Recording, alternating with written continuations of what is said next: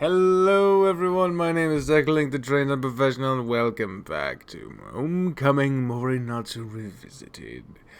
On the last one, we got to know June, motherfucker, I've been waiting for Tennessee's to update now. For Shun, we got to get to know Shun a bit. And now we're going to continue, so let's see what is up. Or August the 4th. August the 4th. Z's. Holy shit, I'm jolted awake by the sound of earthquake and thunderstorms. Wow. I don't want to die. Looking around me, I see that everything is exactly the way I left it. Just a nightmare. I flop back onto my bed. It's weird. I used to live in this town, but lately I've been having a hard time sleeping. Perhaps it's the stress of everything? It isn't very often I sleep somewhere that isn't my bed in Osaka. Holy tits, the sound reverberates throughout the room once again. Wow! Whoa, what the hell? I stand up to investigate the source. Is this Lagoon Lounge all over again? Aha! Tapping against my window, there's a huge cicada that's trying to get inside. Thank you, chef. I appreciate that. Hello, Stephanie. These things scare the crap out of me, but right now I'm pretty pissed. I quickly open the window and swat it away. Get out of here. Hiya. It flies away as if nothing happened. Booyah! I struck a victory pose. Yeah. In your face, nature. You may try, but killing Nishimura the Magnificent is going to take more work than that. Oh my god. Oi, the fucking vey. With a smile on my face, I return to bed. Dot. It's no use! The damage is done. I can't go back to sleep after that. Daw. I carefully slip into the hall, trying not to make too much noise. Just gonna head for the... Well! Look who decided to join us this morning. Eep. Hiroyuki, is that you? With a face flushed red, I walk into the living room to greet my grandparents. Good morning, Grandma and Grandpa. What has you up this early? I figured all the excitement would tire you out. It's 5:30, dear. I'm just about to start cooking breakfast. I couldn't sleep. A cicada ran into my window and woke me up. I see. Well, I remember when I was your age. Grandpa scratches under his scraggly beard. There was so many girls wanting me, I hardly had time for myself, let alone sleep. Oh, Grandpa's got a past on him, does he? Grandma shoots him a death glare. I just shrug my shoulders. Ahem. Regardless, it's rare for a kid your age to be up this early. Leave the boy alone. I'm sure Hiroyuki has plenty on his mind. Grandma gets up from her seat and walks into the kitchen. You need any help? No. I have everything I need already prepared. Oh. I lean against the wall. I can't sleep, but I don't want to sit around bored until food's ready. You should take a walk, Hiroyuki. See who we randomly walk into right outside our door again. Grandpa weeks in me. Nothing wrong with a little exercise, you hear? I rolled my eyes. You just want me out of the house, don't you? How disrespectful! I'm taken aback by his response. Sorry. Oh. BigReb76 has arrived. Thank you for the subscribe, Big Reb. You're right, I guess it's better than sitting around doing nothing. That's what I thought I heard. He sinks down back into his chair with a satisfied smile on his face. Like father, like son. ... Whatever. I could use the time to think. After visiting the bathroom, I returned to my bedroom to get dressed for my early morning walk. The sun is barely rising, leaving everything I see framed by a gentle light. Traveling along these old country roads from my childhood, I feel something in the pit of my stomach. Is it nostalgia? I mean, I guess it could be. Hardly seems right to describe this one, though. Dreamwolf 969KK. Thank you for the subscribe. I appreciate that. I do indeed. We're at a rate of about 10 a day. It's a little bit unstable, but roughly 10 a day. We're inching ever so close to 6,000. Yes. It hardly seems right to describe this one, though, since I've been feeling nostalgia. My holy shit, Silver Gold Bat has arrived. God damn. What time is it for me? It is 3 p.m. for me right now.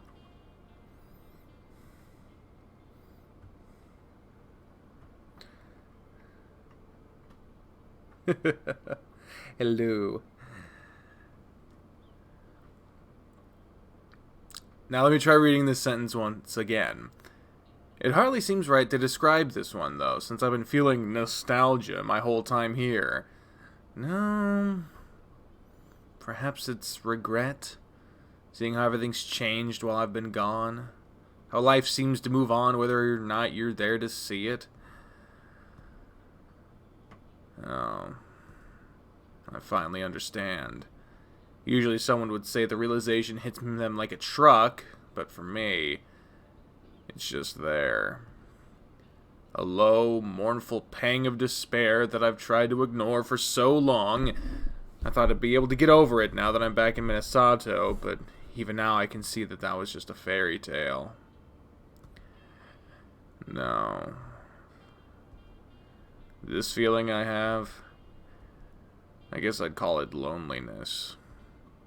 I breathe out a long sigh while kicking a rock along the road with me. At least the temperature is cooler this morning than it has been during the last few days. In fact, I'm pretty sure I'm catching a slight breeze right now. If it wasn't for this feeling, it'd probably be quite nice. Ooh. I turned down a road I rarely went down as a kid. I never really knew anyone who lived over here, so I tended to avoid it. Still, I didn't realize how many people still live here. Off in the distance, I see someone running in this direction. Oh, who could it be? They seem to be throwing things at the doors as they run by. Newspaper. I have no idea what they're doing. It's too early for most people to be awake, so if they're dangerous, there won't be many people to help me. We're fine. It's just the newspaper boy, I'm pretty willing to bet, but, do we hide? Do we continue walking? That's up for you to decide. Vote in the chat and let me know what we shall do, and I shall go with the majority opinion. What do we do? I, personally, would think, we're going for, we should just continue walking. No reason to be scared.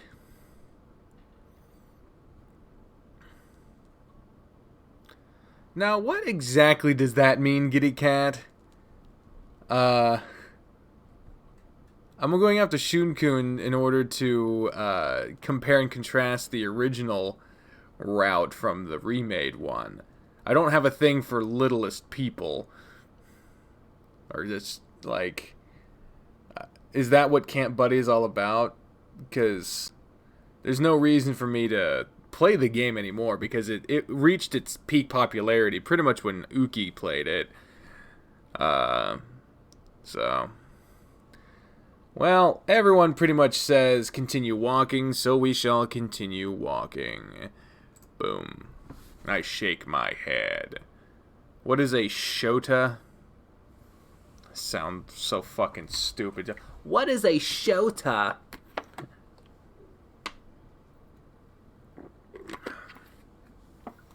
I shake my head. Nah, this is Minnesota. Oh, boy. Yeah, maybe we don't play that game then. Yeah. Yeah.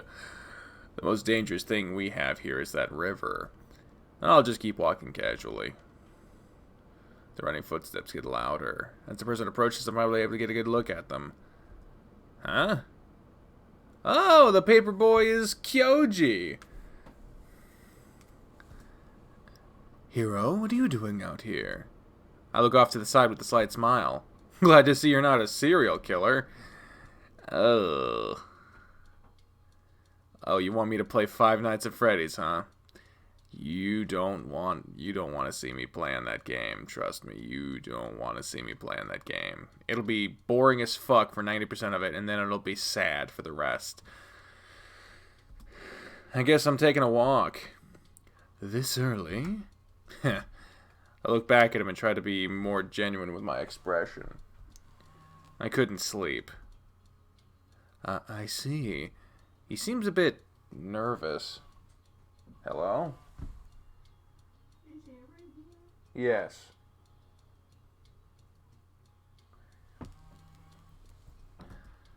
I wonder why.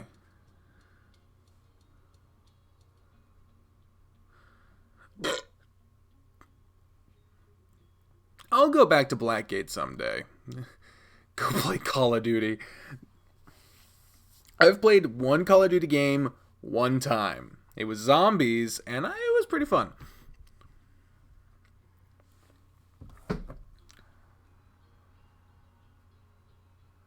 I don't know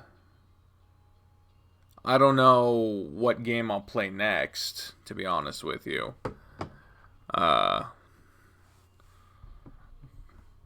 Probably like Hayseed Night or something. I've had that tab open on my fucking mobile Chrome for a long time. I wonder why. How are you? It's pretty early, like you said. He glances side to side, seeming to consider his next words carefully. Well, no sense in hiding it anymore. I took a job at the beginning of summer running the town's new newspaper round. Oh, so those things you're throwing in newspapers? Mm-hmm. He nods in affirmation. It's pretty weird, dude. My grandpa just got finished pointing out how rare it is for someone our age to be up at this time, and yet it seems you got up even earlier than me. Is that so?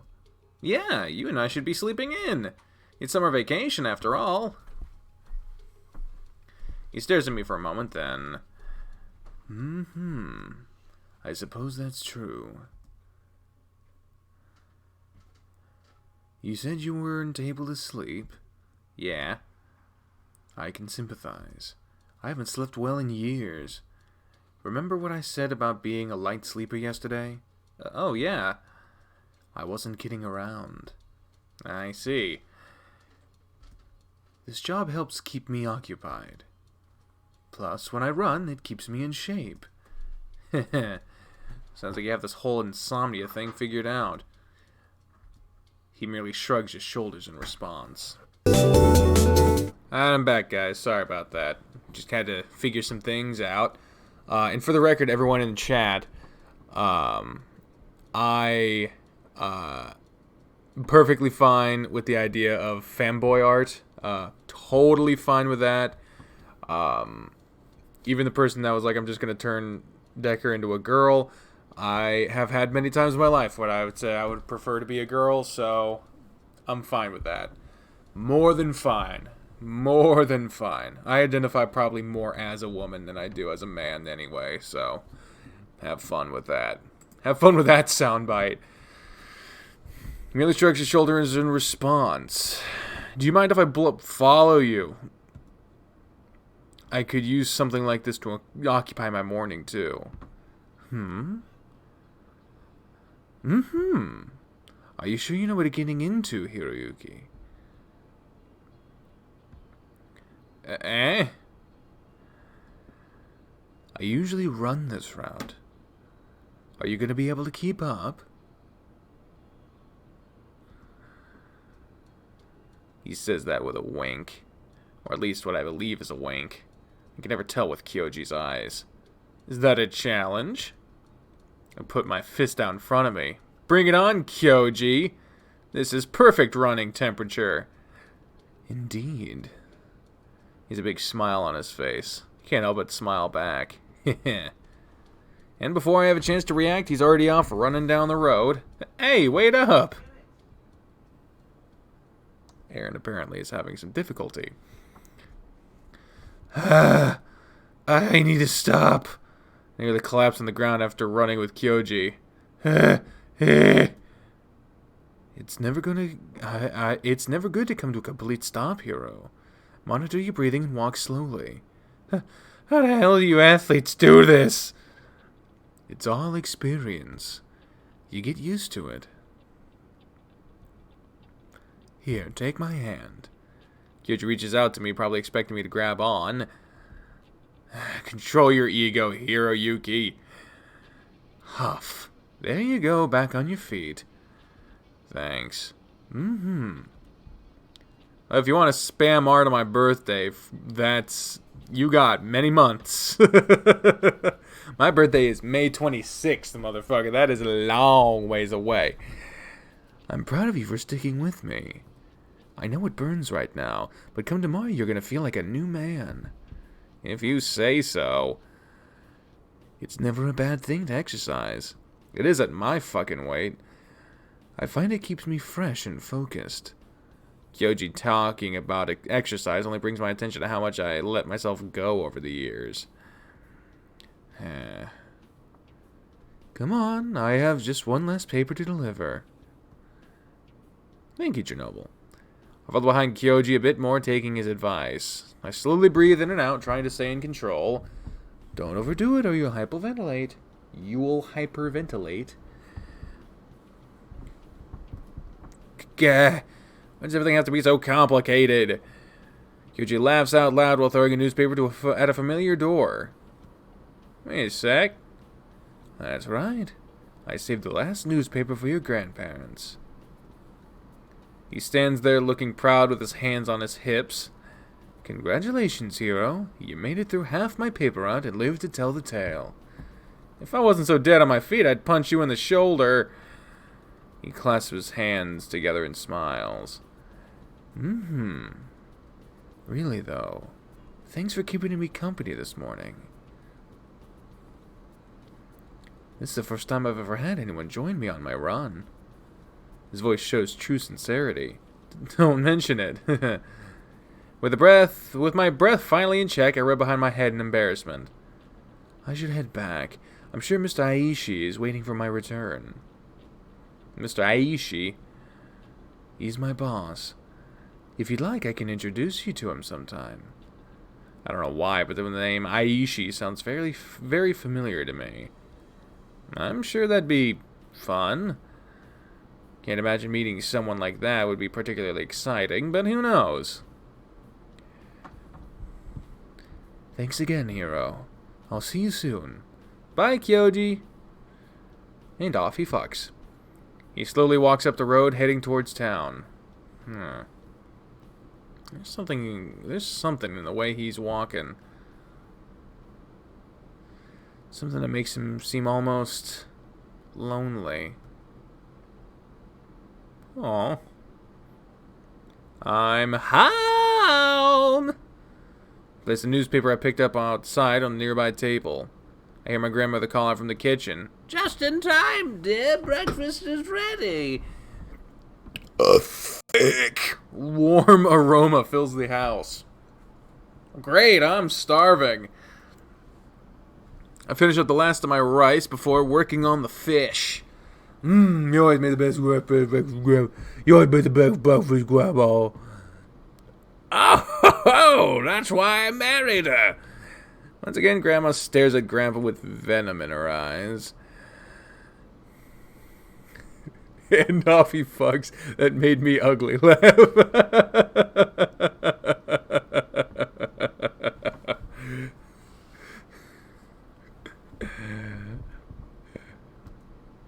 Thank you, dear.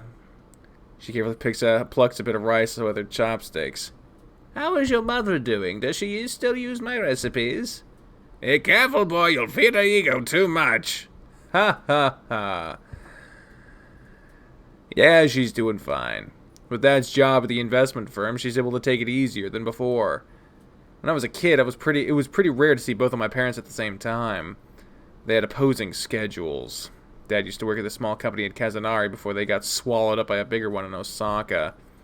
Mom worked at one of the supermarkets there, too. She was close to becoming a manager before we had to move. She's been working at a clothing store. Holy fuck.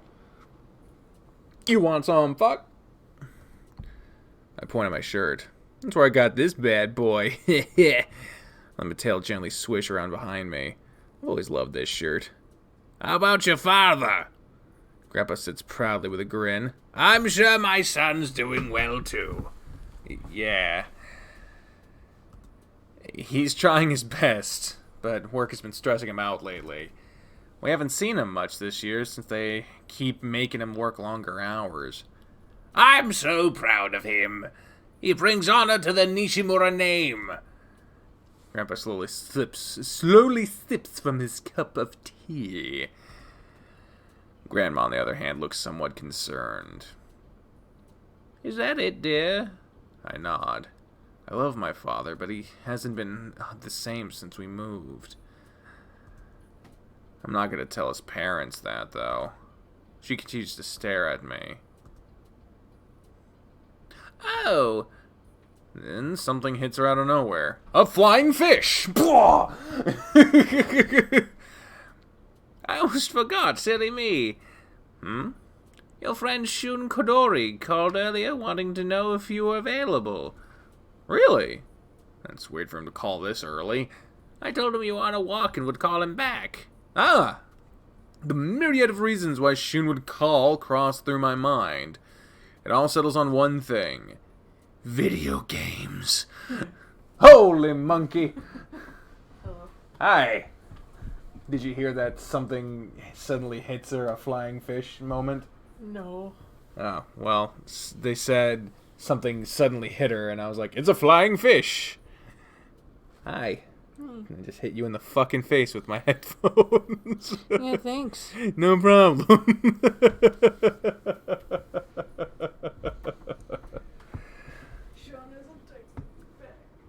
Oh, well, as long as you texted him, that's the most important part. Since you're home, you should cook something. Like what?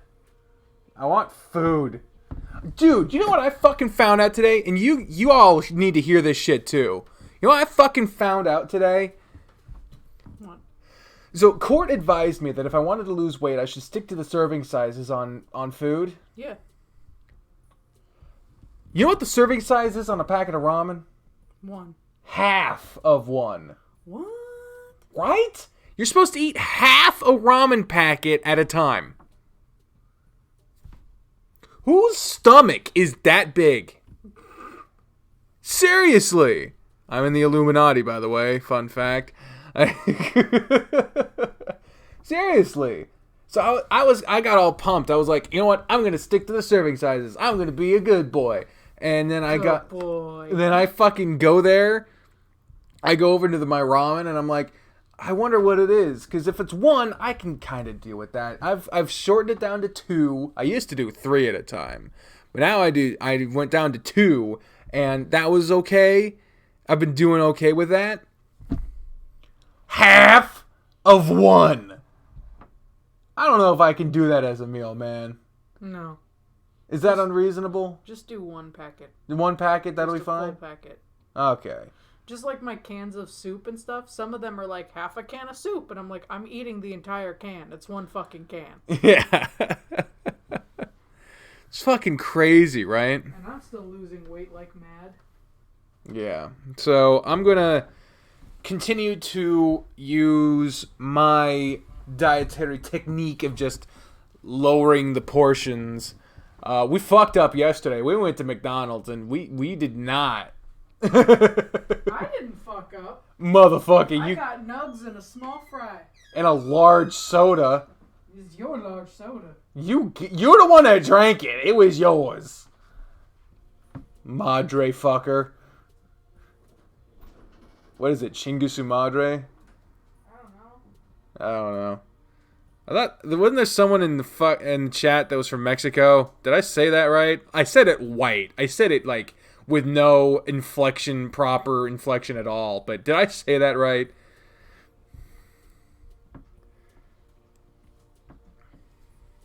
I want to not believe you, but kind of do.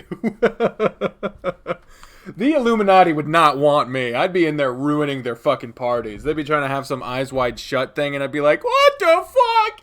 I was told there'd be chicken strips." And, Fuck you, chicken strips! Fuck you, chicken strips! Anyway. That's too many blankets. I'm gonna get back to the fucking game now. Sorry about the slight detour. But yeah, if you want to cook something, that'd be amazing. I don't know what you'd cook, but you should do it. You know what you should do? Go fuck myself? No. No. Surprising. You should go to my grandma's house and pick up some meat. This is already not what I want to do.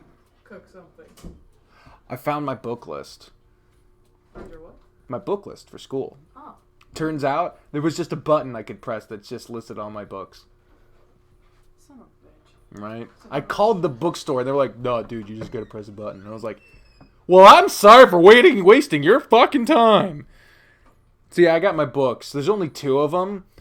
But one of them's not available on A-Books. We'd have to get it through Amazon. The total is like less. It's like 150 maybe. Oh, we can handle that.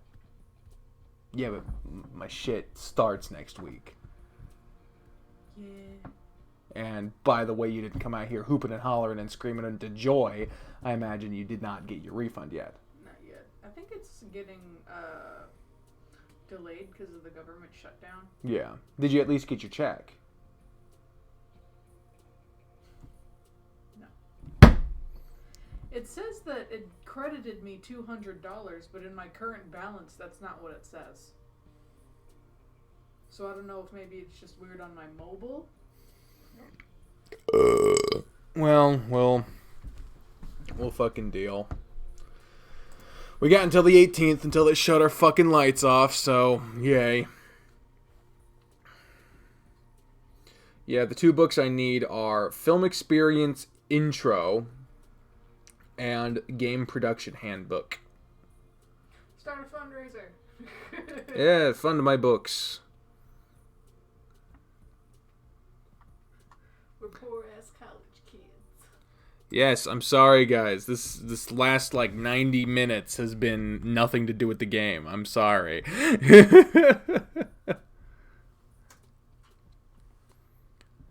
Anyway, video games. Here we go. Yeah. I bet he wants to play video games all day with me. Thanks for telling me. I'll give him a call when I get the chance. You ain't doing shit right now. I consider my options while finishing up breakfast. I didn't get breakfast. I was too scared to have to eat a half a ramen packet. And I can't even fucking eat eggs with it. I usually put... Back to the game. I usually put eggs in my ramen. And now I can't do that. I can't do that. Isn't that fucking terrible? That's my favorite part. I like the egg. They're not here for the egg. They're here for the game. They're here for me. And this is what I give them. There's 24 people watching.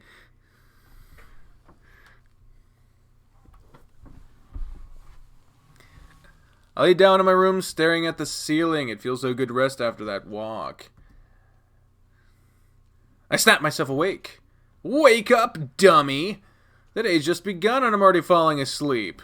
Bah, curse that stupid cicada. I can't deny how comfy the bed feels right now, though. Tch.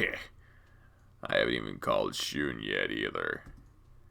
I bet he only wants to play video games so he could show how much better he is at them. Can't say I'm too excited to get my ass handed to me. Wow, is this a game or you and Aaron's life?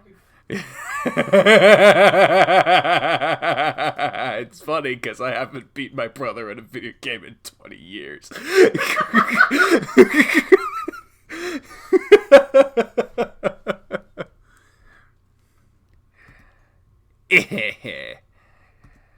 I could always just say Grandma forgot to tell me. You know how old people are. I could stay here just a little longer and get some actual rest. But, this is Shun we're talking about. He's been really excited to play video games again with me. It's kind of rude to blow him off like this. What should I do? Oh, what? Why can't I give him a call? I'll give him a call. I'll give him a call. Author's note. This route is currently under construction. Son of a bitch. Damn it. I guess we're closer to finding out what's wrong, what has been done with this fucking game than we thought. Like, I thought there were routes completed already. I didn't know that this game... I knew this game was still under construction, but I didn't know that... I didn't know that there was so much left undone. God damn. Well, shit, man. Guess we have to blow him off. And not in the good way. Ah, God damn it.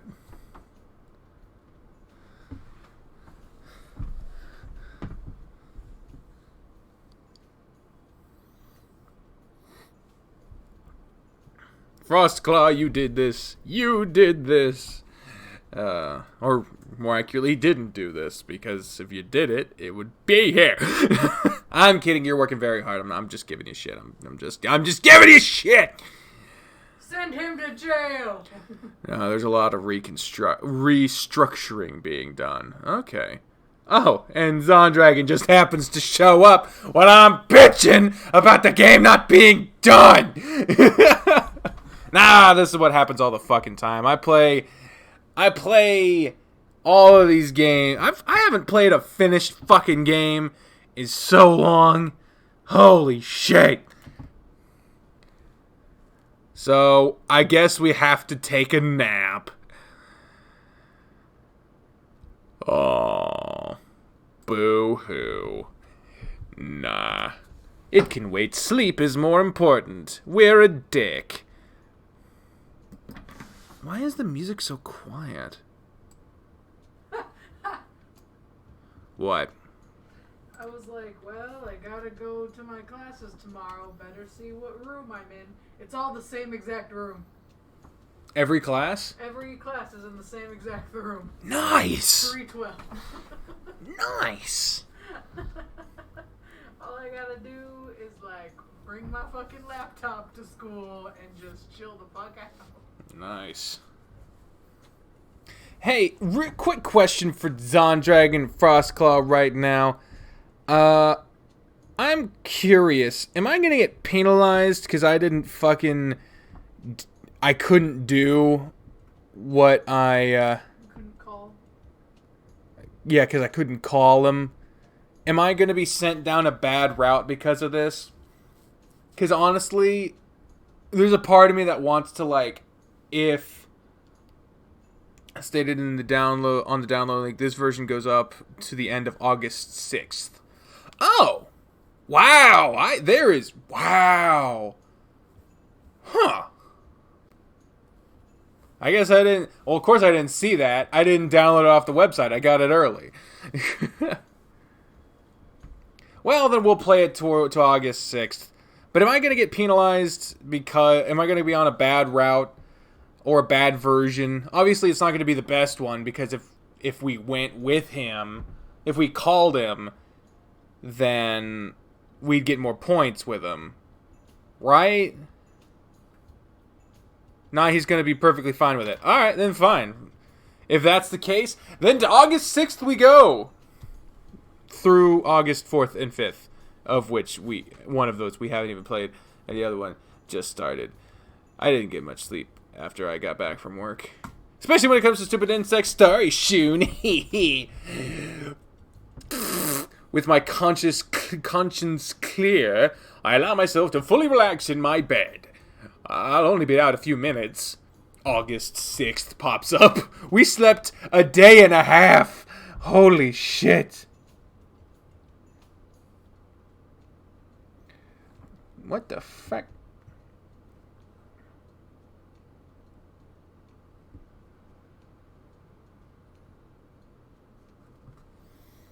What the hell?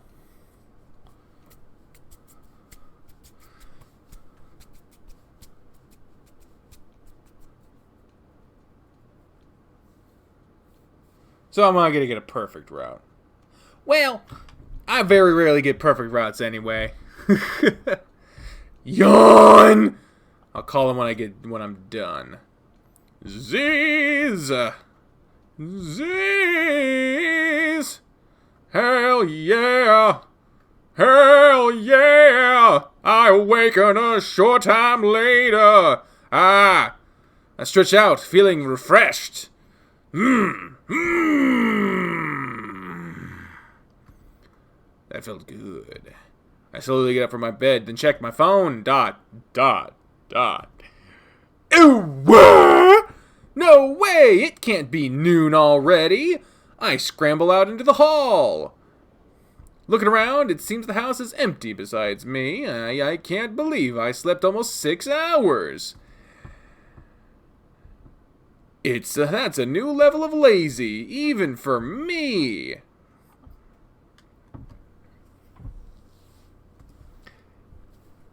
While heading back towards my room, I notice a small slip of paper sitting on a nearby table.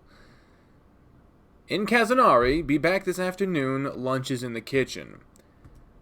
That's Grandpa's handwriting. Yeesh, looks like I was so dead asleep they didn't even bother trying to wake me up. My eyes fall on the phone right next to it. Kind of late to call him back now, but I feel obligated. Yawns. I'm just gonna be very inconsiderate and check my fucking text messages while we have an annoying ass sound happening. What? What are you staring at me? Me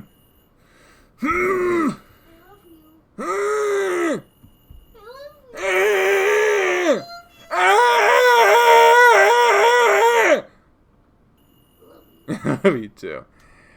I think by 5 I should have like 200 in my account. Whoa. Coder residents, this is Shun. Hey Shun, it's Hiroyuki. It's good to hear from you. I was worried your grandma forgot to tell you. Yeah. I scratched behind my ear. Did you sleep in or something? Why'd you take the cookies away from me?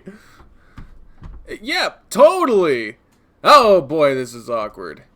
That's okay. I'm sure you're tired with all the sensory overload, huh? I guess you could put it that way.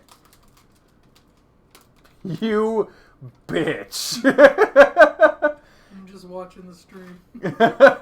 At least watch it online so I can get an increased viewership number, please.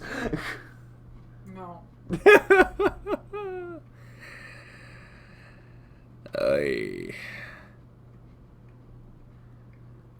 I guess you could put it that way. So what's up? Oh, I called earlier because I wanted to know if you were interested in playing this game. Aha! I knew it! Sorry, man, I'm not feeling too up to it right now. Fucking play the game! Play the game with him! Just play the game! Don't worry about it. We've already started and it's kind of hard to bring someone else in afterward. That's too bad. Whoa, at least he's not angry. Well, good luck with your... It suddenly hits me. Wait a second, what do you mean we? Can't talk, everyone's waiting for me to get back to the table. I'll see you later, hero. But...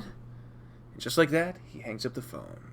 It almost hurts being blown off. Being blown off when you blow off other people. Blow. I place ours back on the receiver. Huh. Did I just miss out on something? Yes, the fuck you did!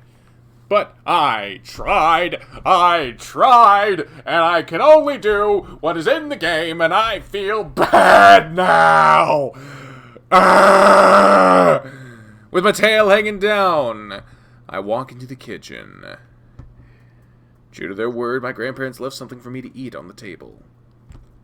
I half-heartedly slam it down, then decide to continue my walk from this morning.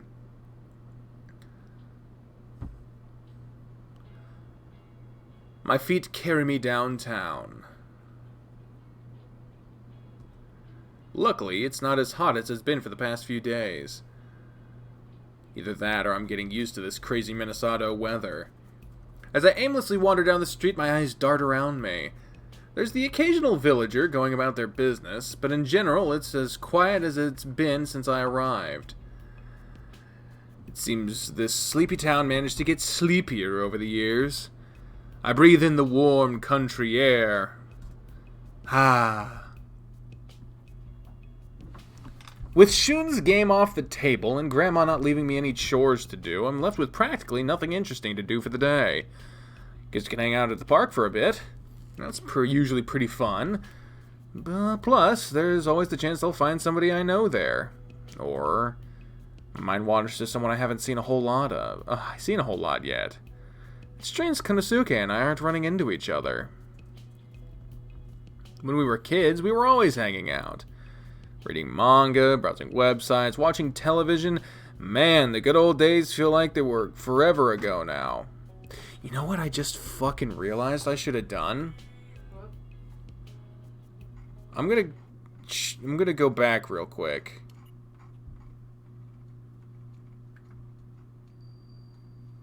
I'm going to make a save state right here so that we'll keep playing. Oh, yeah.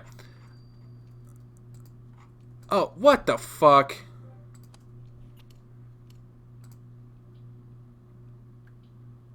Yeah. I'll make a save route there, save state there. So we'll see what, happens after the fact. We'll see all that other stuff. But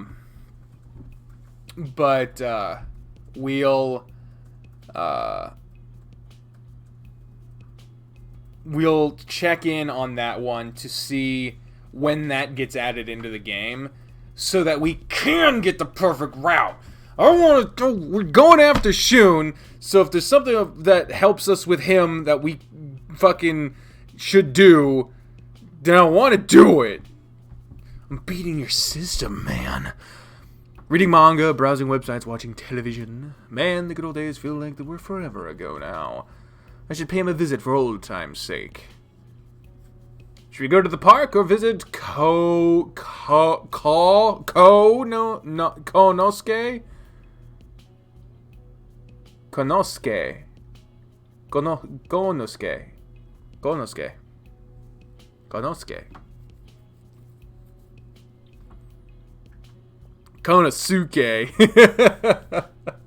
That's so stupid now that I know. What do we do, y'all? What do we do? What do we do? What do we do?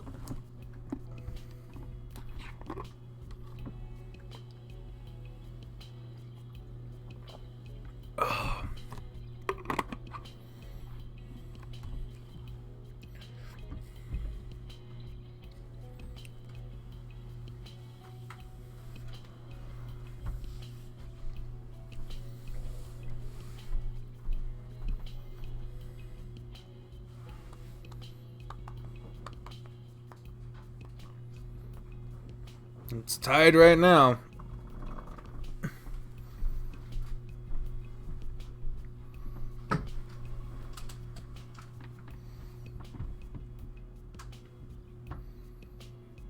Well, Frostclaw's saying that he wants to see how people react to the park.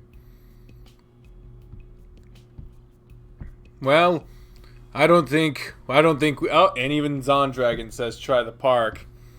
And it was pretty much tied anyway, so to the park we go! I make my decision and turn down a small alley. At this point, I've refamiliarized myself with Minnesata's layout enough that all these old shortcuts I used to know as a kid have come back to me. Good job, idiot!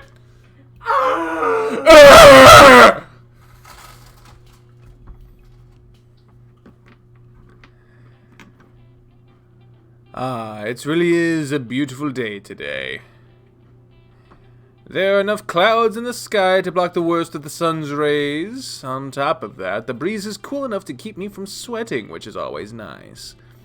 Why can't every day be like this? I smiled at myself as I walked down a familiar path in Morenatsu Park. I remember spending so many days here as a kid. That's weird. Why are there so many people gathered near the gazebo? Should I take a closer look?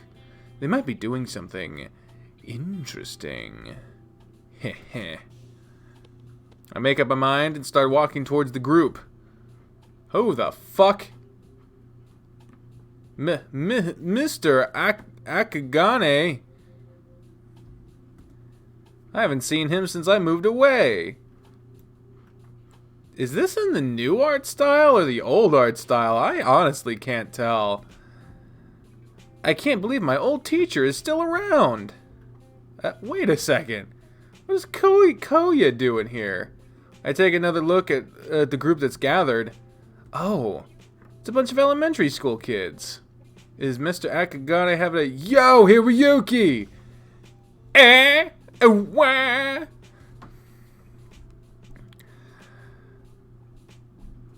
Excellent. What the fuck was his voice? There's no way I'm going to be able to find what his voice was.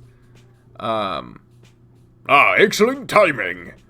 My old teacher calls out to me and waves for me to join them under the gazebo. Oh boy. This can't be good. Better not keep them waiting, I guess. I heard you were back in Minnesota, Nishimura. It's good to see you again. Yeah, it's good to see you too, Mr. Akagane. I'm glad you're here, hero. We needed someone else to fill in for Tatsuki. What do you mean by fill in? For the eyes of all the little kids falling upon me. We're putting on a little presentation for my new students. It's something I started doing the year after you moved away. Oh, really? I'm playing the guitar for it today. Koya holds up the instrument strapped around his shoulders. Tatsuki was going to perform a dance for them, and unfortunately had to cancel on us. Yeah, I think I sympathize. So many eyes. I can feel myself breaking into a cold sweat. This isn't fair. I came here to have a nice, quiet walk in the what? Oh, hell. Nice, quiet walk in the park. Now there's 3 people using the internet at once. The fucking stream cut out. Oh, boy. I didn't expect to be put on the spot like that. Oh, jeez. Oh, no! No! It's him! It's him! Ah, no! No, I'm getting back. No!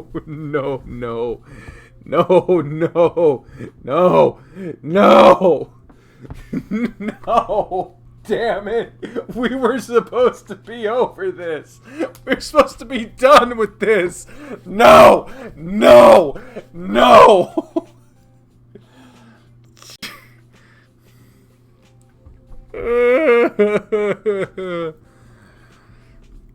Oh, I'm just gonna not look at him. I'm just not gonna look at him.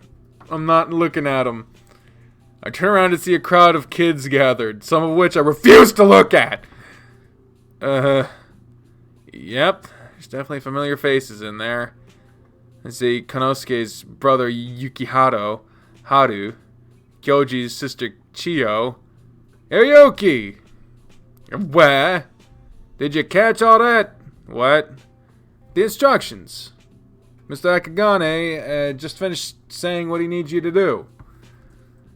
He what? I look around again. Mr. Akagane is busy pulling some papers out of a nearby briefcase.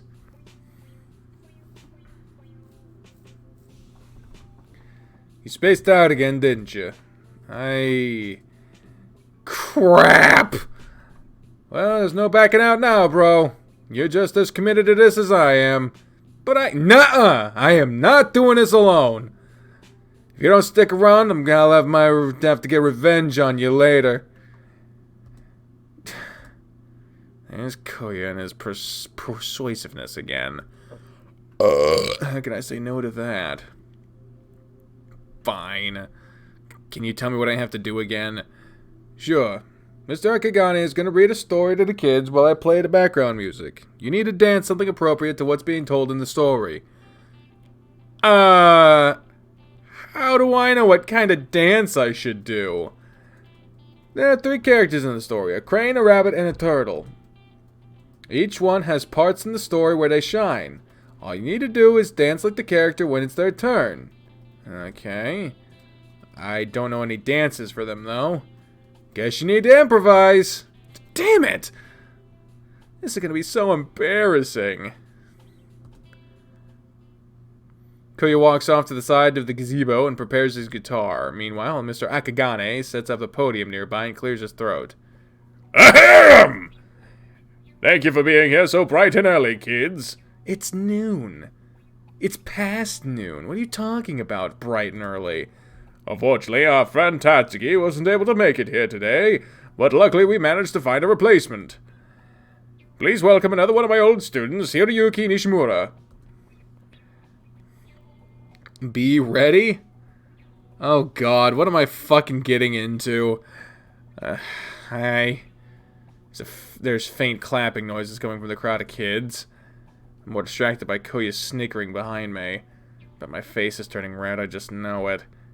Can we start, Mr. Akagane? Oh, so enthusiastic. That's what I love to see. It makes me proud as a teacher when my students join in on welcoming the next generation. Yeah. This can't get any worse. Oh, you just wait. Now let's not waste any more time. I would like to present to you a little performance of a story called The Crane, the Rabbit, and the Turtle. Creative fucking names! How original. Koya's still snickering to himself behind me. All he has to do was play his guitar. He's not standing here to make. He's not standing here about to make a fool of himself. He owes me big time for this. We can start when you're ready, boys. You got it, Mr. Akagane. Behind me, Koya begins counting down. 3, 2, 1.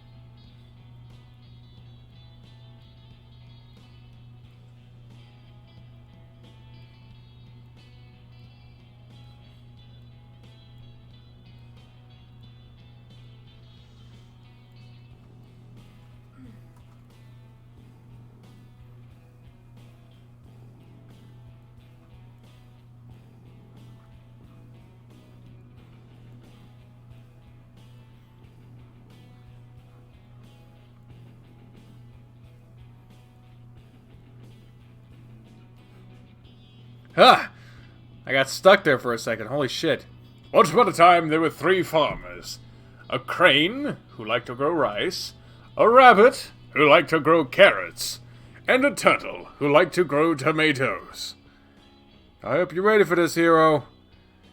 Here it comes.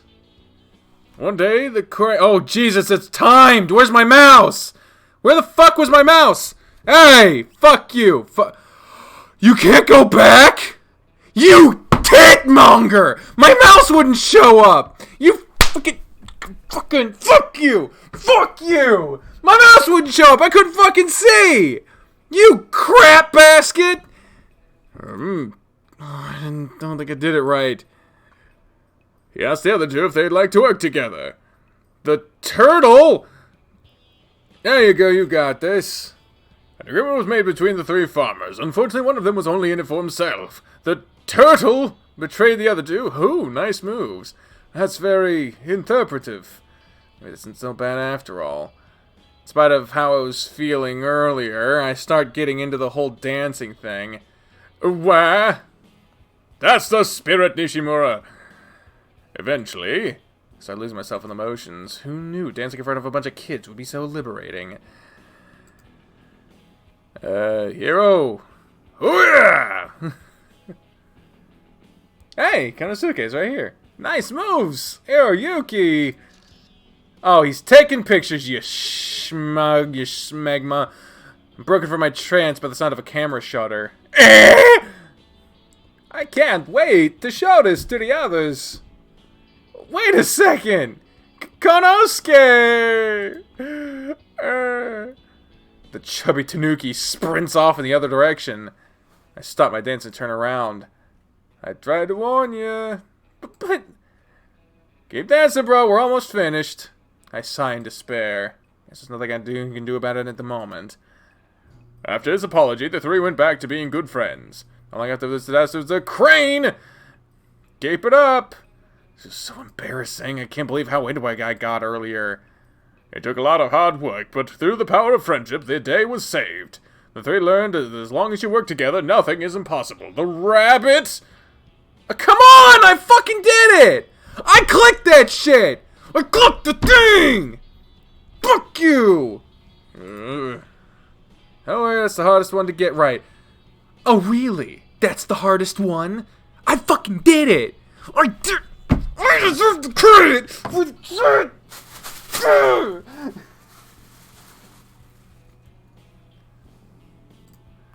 Blah! I guess becoming a dancer someday is out of the question. And that's the story of the crane, the rabbit, and the turtle. I hope you learned something about the importance of friendship and teamwork. I lounge over and grip my knees. Phew, dancing is hard work. Good job, Hiroyuki. That was better than I can do. In front of me, the crowd of children burst into applause. Get out of here! You get the fuck out of here! I don't want to see you! You get the... Oh, shit. Oh, I grabbed something. You get out of here. You're not welcome here. You're out. Fine, you can be in the game. The game would be better off without you, you fuck. Yay! Yeah, that was amazing. Nanafuse? I don't know what that means. You did good, hero! I scratched behind my head in embarrassment. Oh, am I gonna pop my leg? Oh, it didn't pop. That sucks. I scratched my head behind my head in embarrassment. Thank you again. Thank you so much for doing this, Nishimura. We would have been in trouble if you hadn't come along. It was nothing, sir. What's this? Why are you being so modest? You just finished dancing for a bunch of elementary school kids. That's the most shameless thing you can do. Shut up. I need to escort everyone back to their homes. Thank you again for your help. I really appreciate it. Bye, Mr. Akagane. I take a seat on the bench under the gazebo while Mr. Akagane gathers up the kids. Thank God they get out of here. This took quite a lot out of me. Hey. Oh, where? I was only closing my eyes for a second, I swear. I just wanted to say thanks. I would have been the one dancing if you hadn't shown up. Eh? Thanks for being the fall guy. Don't worry about it, Koya. I was, Having a lot of fun until Konosuke showed up. Leave it at that twerp to make things awkward, huh?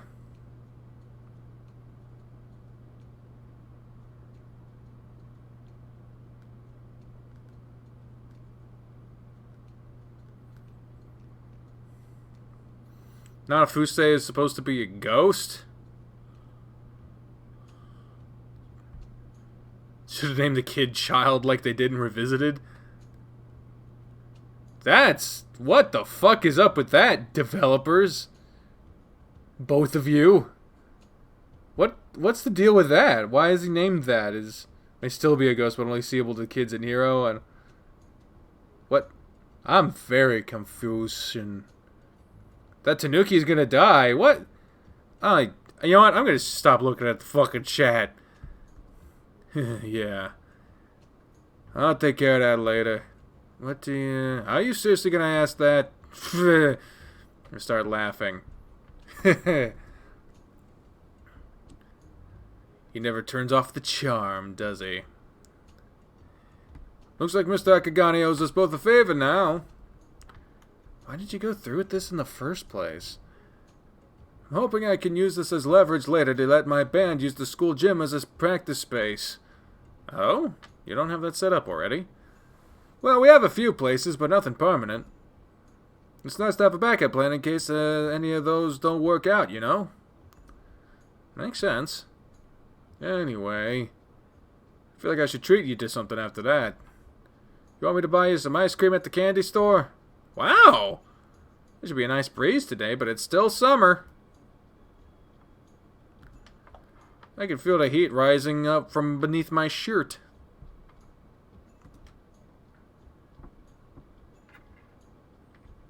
Oh, it's meant to be something you learned as you progress through the game? Okay, well then I will leave it alone! I will leave it alone! I will not bother with it. That sounds amazing! Cool. Maybe you can tell me where you learned those slick dance moves. Hey, stop making fun of me. Lightly nudge him on the shoulder. You know you'll love it. He's not wrong. Looking into his eyes now, I feel a sense of comfort I haven't felt in 5 years. At this point, it's fairly late in the afternoon. Koya leads me to the candy store. Not much is said between us, though it's clearly written on Koya's face that he enjoys the quiet moment of respite. Before we get a chance to really talk, he says he's got something else he needs to do. Even though I wanted to spend more time with him, I let him go, seeing as it's close to the time my grandparents said they'd be back from Kazunari. I throw the remnants of my special ice cream reward away and journey back home.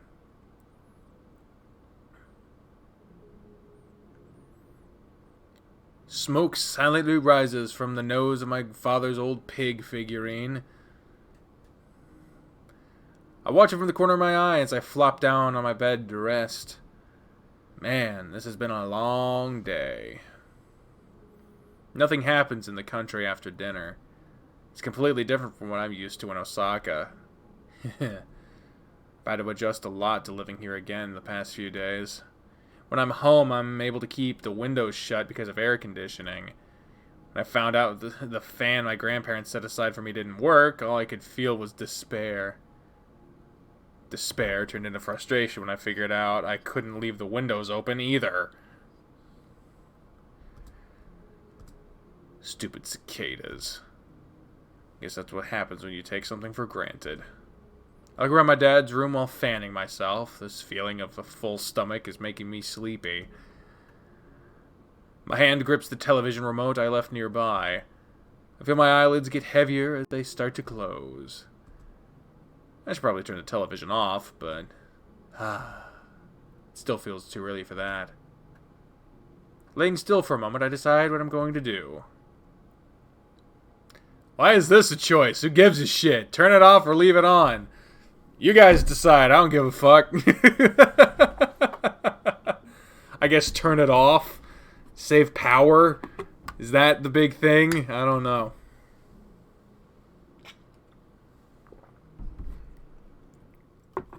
Your room would be cooler if you didn't have a TV on. Know that much. Know that much for a fact.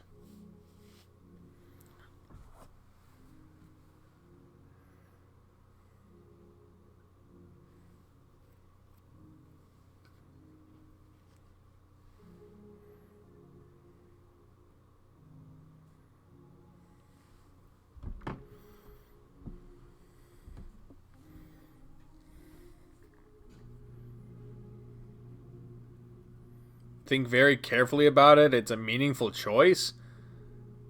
Everyone's saying leave it on. Well, one person said turn it off.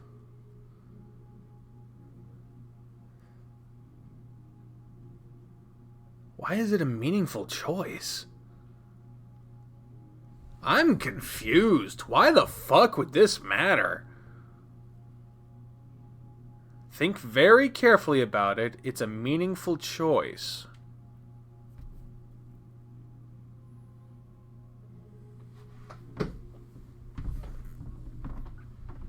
Leaving it on leads to Juichi's route? How? How? You'll get the answer soon. What? I am very confused now. Let me reread this. My feeling in my stomach is making me sleepy. My hands grip the TV remote I left nearby. I feel my eyelids get heavier as they start to close. Dots. I should probably turn the television off, but... it still feels too early for that. Laying still for a moment, I decide what I'm going to do. What? I don't... What is the point? How could leaving it on lead to Juichi's route?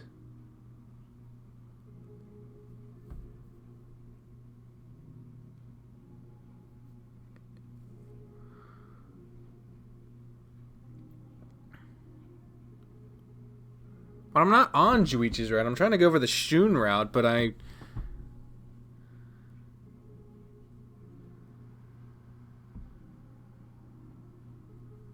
Oh, Zondrak is just loving this. Well, I don't want the Juichi route, so we're gonna turn it off. Save the electricity. I should probably turn it off. There's no sense in prolonging the day if I don't feel like doing anything else. I grab the remote and press the power button. Without the light of the television, the room plunges into darkness. I rest my head on the pillow and try to find the most comfy position.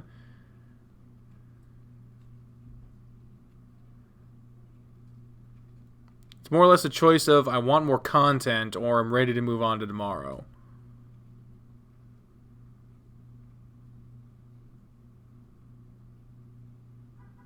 I don't yawn. There we go. Z's. What was all of that? What the fuck?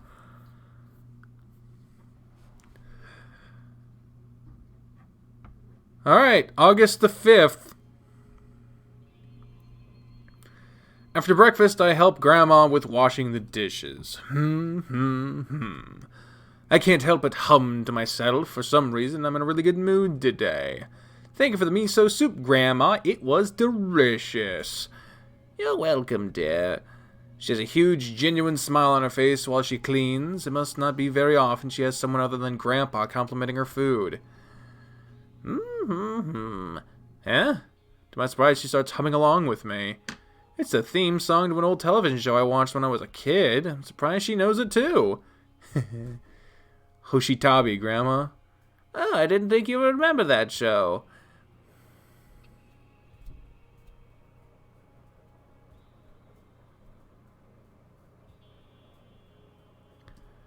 When you were a baby, your father used to hold you in his lap while you watched it together.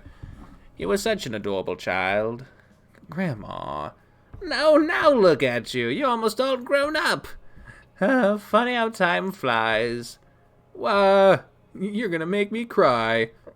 Oh. I suppose I never thought about it, but I'm sure my visit has awakened a lot of nostalgic feelings in her, too. As the sunlight shines through the window, I can see her eyes twinkle. I love you, Grandma. She pulls me closer with her right arm and squeezes. I love you, too. I could stay like this forever. I'm glad I got this opportunity to be with my grandparents. You never know how much longer you have with them. There's a sense of comfort, familiarity in her embrace. But time marches on. Not everything lasts forever. Ahem. Distance myself from her, blushing slightly. Even now, the moment's already gone. Could you get that, dear? I'll finish up with the dishes. Alright, sure thing. I wipe my hands off with a nearby towel and rush to catch the phone in time. Hello, Nishimura residence. This is Hiroyuki. Hiro! A voice cries out from the other end of the line. I know that voice anywhere. Tora? Why do you sound so surprised? I don't know. If you could only see my face, you'd understand how annoying it is.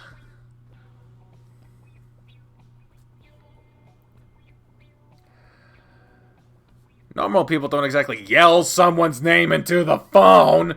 Take a deep breath and try to maintain composure. Dude, you take things way too seriously. Meh. Anyway, there's a strange pause. Do you want to meet me at the bus stop in half an hour? I've got something cool I want to show you. I'll take that as a yes. Thanks, Yuki. I'll see you soon. Usually makes that noise when he's embarrassed. I feel like I just got hit by a whirlwind. What just happened? Hey, Macross. Thank you for the subscribe. Put the phone back on the receiver and return to the kitchen. Who was that, dear? It was Tora. Wants to meet me at the bus stop in half an hour. Is that so? I nodded confusion. He didn't say what for. I guess it's a surprise. Oh, that boy is something else. She smiles at me. I'm sure the two of you will have a good time. Sure. I glance off to the side. Since you're heading out, I'm going to give you a list of errands I'd like you to run. That's fucking nice. Oh! I know I said I'd be more than happy to do this for them, but I kind of got used to not having any yesterday.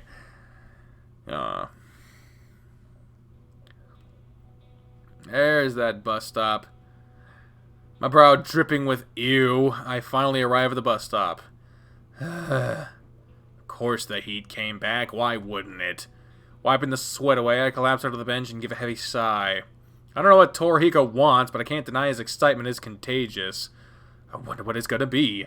Tora usually saves these things for big occasions. Isn't the 5th the day we go to the fucking beach? While waiting for him, I can feel myself getting excited too, causing my tail to swish back and forth. Huh? Those bushes over there moved. This again? A grin breaks out on my face. So, Tor thinks you can pull a fast one on me, huh? Not this time, tiger boy. I slowly stand up and carefully approach the bush. Gotcha! It's like a snake, isn't it? I lunge, only to discover nothing there. I stand up, I scratch my head. Maybe it's just the breeze? With another sigh, I turn around and... Wah! I've fallen on my rear, glaring up at the laughing tiger. You should see the look on your face, Hiroyuki. Possible thumbnail moment. Frowning, I glance down at the ground, flattening my ears against my head. That's not funny anymore. I suddenly feel a strong hand on my shoulder. Looking up, I find myself staring into Tora's eyes.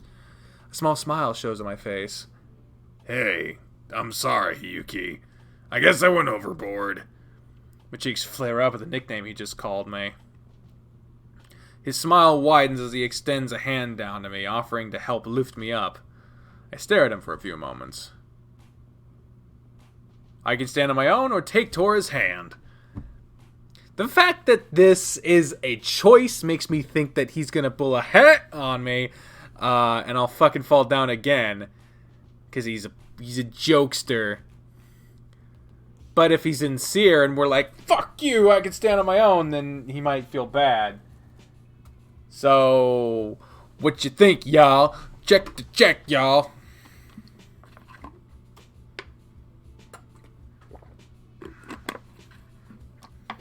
So much water.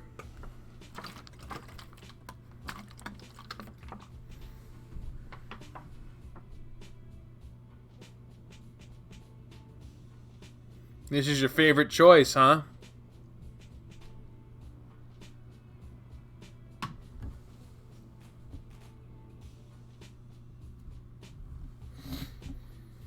Three votes for getting up on your own. One vote for taking your hand. Two votes for taking his hand.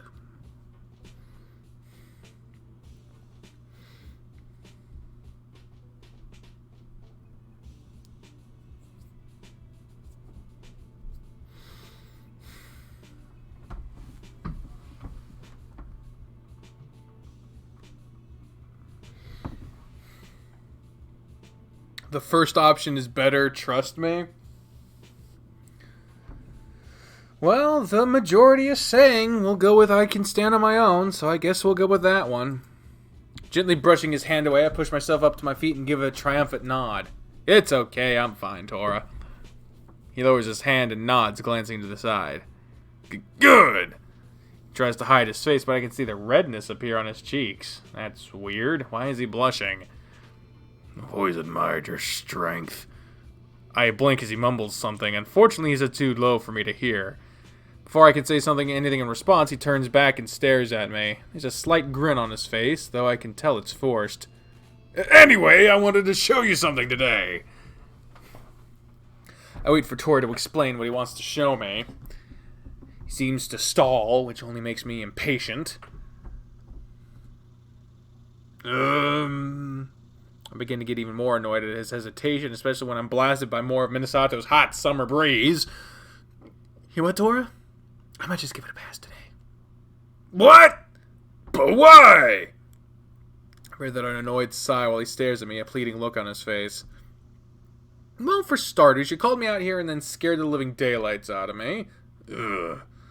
Tora puts on a pitiful whimper at my scolding. I feel almost guilty until I remember my frustration with him. Second, I've got a long list of errands I need to do for Grandma. Ugh. At this point, I'm acutely aware of the heat beating down on my forehead. Lastly, it's just way too hot to do anything. Sorry, Tora. I lower my glance at the ground and turn away. As I take a step, I'm suddenly stopped as Torihiko calls out, "Please wait, Hiroyuki! I promise this will be worth it!" Glance over my shoulder to see the tiger looking at me, his pleading expression seemingly desperate. Aww. Aww. Do we do Grandma's errands, or do we hear him out? What do we do, y'all? What do we do, y'all? What do we do? Hey, what do we do, y'all? What do we do? Hey, what do we do? Oh, what do we do? Hey, what do we do? What do we do? I just punched my trash.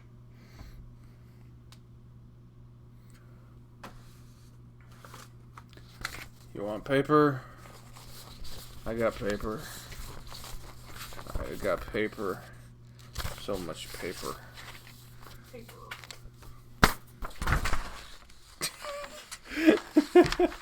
Good job.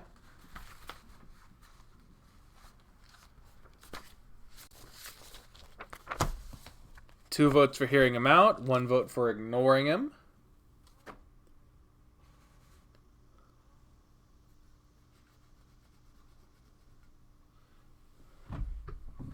Charles says he's not going to spoil it, but blatantly says that the second option leads to Torihiko's route. Well, we don't want Torihiko's route. We don't want it. We want the Shun route.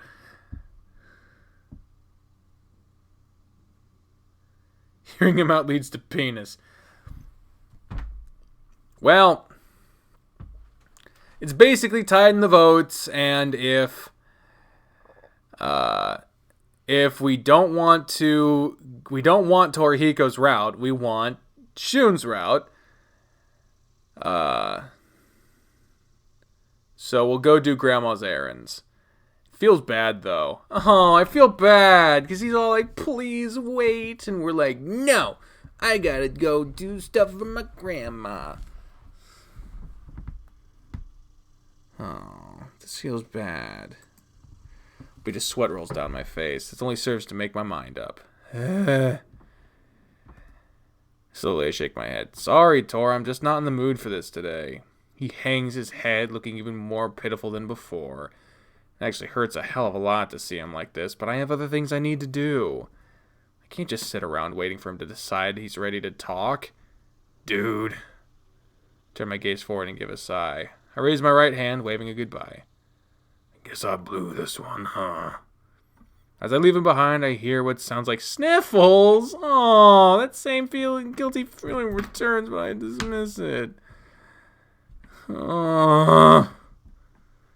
He needs to learn I'm not going to wait forever. I didn't come back just for his entertainment, after all. He's not making this easy, though. Oh. Jesus. After leaving the bus stop, I find myself walking down a road I've become quite familiar with on the short time in Minnesota. I carefully try to make sure I'm staying as cool as possible, pausing under whatever trees are kind enough to lend their cooling shade. Just when I thought the temperature was going to be getting manageable. I glance down the list of errands in my hand. It's quite large. At this point, I've basically got the whole day to do them. I think I have enough time to take a quick break and catch some real shade. But where should I go? On the crossroads, I can be wherever I want to be in no time. I guess I can get a snack at the candy store. Or how about I take a trip up to the shrine? I haven't been there at all this month. I hope the shrine god doesn't get angry with me for that. Where should I go? Well, where do we go, y'all? I got a feeling that we should go to the shrine because that's where Shun's family is, isn't it? They're in charge of the shrine. So I think maybe that's where I should go, but that's just me trying to find Shun. Where should we go, y'all? Bear in mind, if any of you get annoyed at the fact that I'm ignoring shit just to go for Shun's route, if this game turns out to do a good job with whatever I wind up doing, then I'm going to play it more. I'm going to see what other routes are, what other options are. I'm going to follow it in its development. So don't think this is the only time that I get to fucking see what's going on in this game.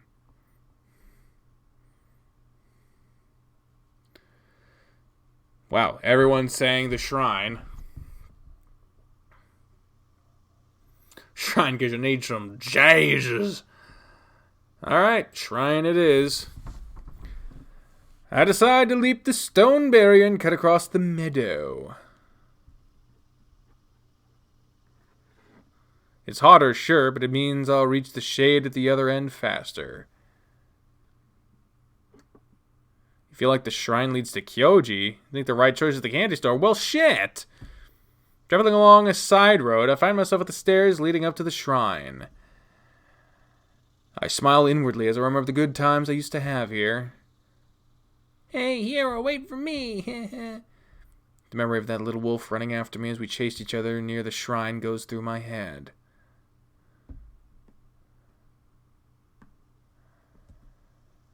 It was my favorite place for us to play. Much to the chagrin of our parents. It feels like such a long time ago. I stand there pondering the thought. It's kind of rude to just be here to get out of the sun. But it's not gonna hurt anyone. I nod to myself, having made up my mind. As I begin to climb the stairs, I notice a figure standing at the base of the second flight. It seems to be hesitating. Huh? Wait a second, I recognize him. Oh! I ascend the steps faster as I can, so I can catch up with him. Hey, Taro. Oh, it's southern. That That was not a southern accent. The lion jolts, looking down at me in surprise. I ignore the sweat rolling down my face as I catch up to him. How are you doing? Oh, you know, taking it easy. He gives me a shy smile and a slight shrug of his shoulders. Can't help but chuckle at his choice of words. He seems so dismissive about it, which kind of reminds me of Sheen. And how are you, Mr. Nishimura? I shrugged the same way he did. Enjoying being back in my hometown. It's still kind of like a dream.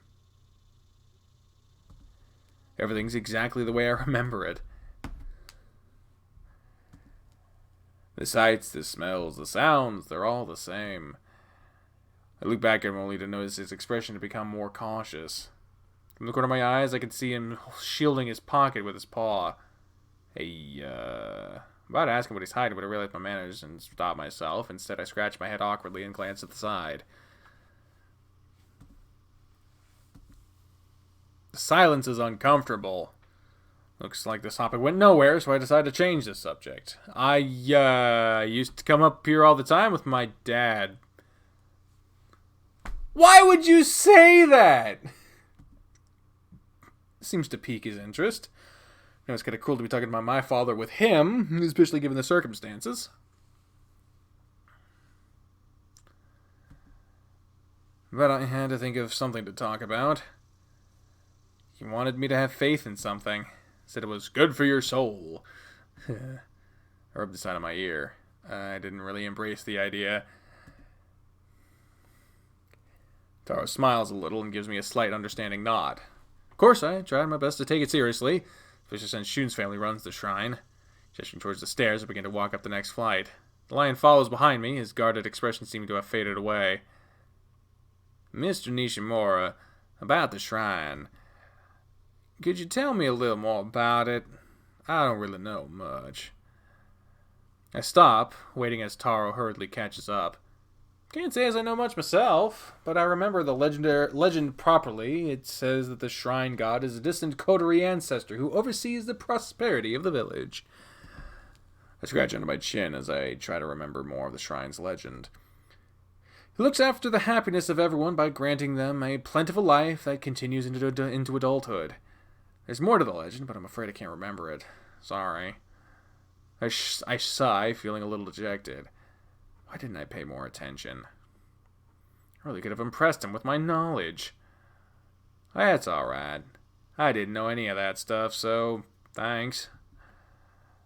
Turning to look at the lion, I could see a warm smile on his face.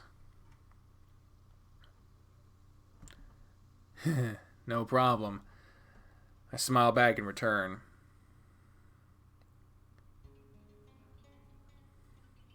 Finally, we reach the top of the stairs. Oh, Shun's here. Hey, we found him. I blink and follow Taro's glance. Sure enough, Shun is out front with a lankier figure. As I try to figure out who it is, I hear a loud groan. Dad, at this rate it's gonna take forever. I see. The man with Shun is his father. The two of them seem to be hard at work. Oh. I don't know what voice to do for Mr. Coterie.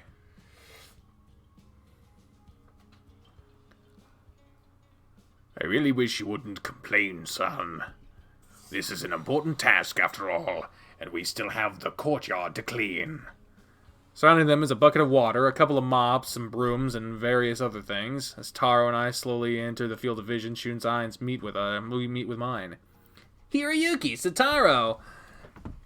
He drops what he's doing and runs for us, leaping to hug us both. Hiya, it's good to see ya! Pulling back from the embrace, I notice Mr. Coterie has arrived behind his son. I bow respectfully to him. It's good to see you again, Mr. Coterie. He bows back rather stiffly and eyes me. I remember you. Nishimura, if I am correct. I nod, suddenly feeling very out of place. Yes, sir. Shun's dad isn't exactly as I remember. While Shun and Taro continue talking, I notice Mr. Coterie's growing frustration. I still have memories of playing video games at Shun's house. His dad often gave us helpful tips whenever we'd get stuck. It's the polar opposite of what I'm seeing right now. He seems almost frustrated that we're here. Shun doesn't seem to notice and instead gives Taro another big hug and the lion returning with an animated smile. I don't know what they're saying. Not because I can't hear them, but because I'm stunned at how close they've become. It's almost as if they're longtime friends. You okay, Hiroyuki? I'm broken up by thoughts by Shun's voice. Perfect timing, too, as I was starting to feel like a third wheel. Sorry, must have been daydreaming again. You've been doing that a lot lately. He grins at me, tail swishing behind him. Taro looks over at me before giving a soft chuckle. I'm glad he's starting to feel more comfortable around me. Excuse me, Mr. Cartery? The lion bows politely as the older wolf stares down at him. If it ain't too much trouble, can I enter the shrine? I want to make a prayer. Shun's dad stares at him. After a few moments of silence, he gives a nod. Very well. You may proceed. Taro bows once more, then turns to face us. Giving Shun and I a shy wave, he heads further into the shrine. And what of you, Nishimura? I jolt, not expecting the sudden question. Looking up at him, I'm met with an accusatory stare. Truth be told, I had no real plan for being here, other than getting some shade, but knowing Shun's here brings back feelings of nostalgia. Glancing over at Shun, I notice he's looking a little tired. Maybe I should offer to help? On the other hand, Taro has gone ahead to make a prayer.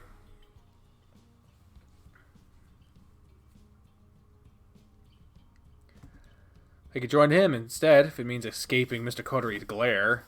Who knows, I might even make a prayer of my own. Well, help Shun with chores, join Taro inside the shrine, or should you get back to your errands? Help Shun with his chores! Help Shun with his chores! That is the obvious answer. That's the obvious answer. It's almost to the point where I don't even want to ask. I don't even want to ask what you guys want me to do. But you know what? I'm going to ask. You know what else I'm going to do? You know what else I'm going to fucking do? I'm going to knock all my shit over. I'm going to change and wear my other pair of glasses, because I wonder how they feel with headphones on. So while y'all do that, I'm going to see if my other pair of glasses feels better with headphones.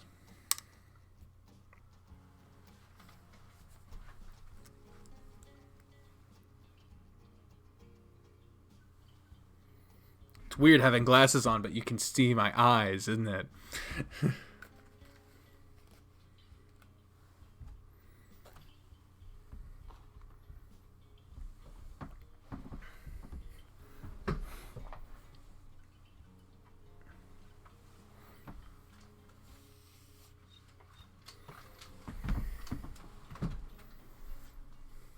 Isn't this a weird sight? What? You don't notice anything different? That your hair is back? No. What? No? I never wear these. These aren't tinted. It's still not weird. You usually wear glasses. I usually wear glasses, but they're not tinted. So I'm wearing glasses, but you can clearly see my eyes. Fuck off.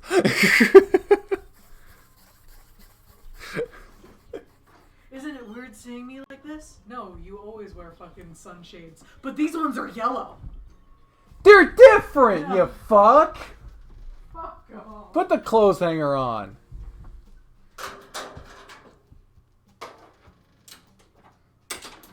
You suck. You suck. You suck. You suck.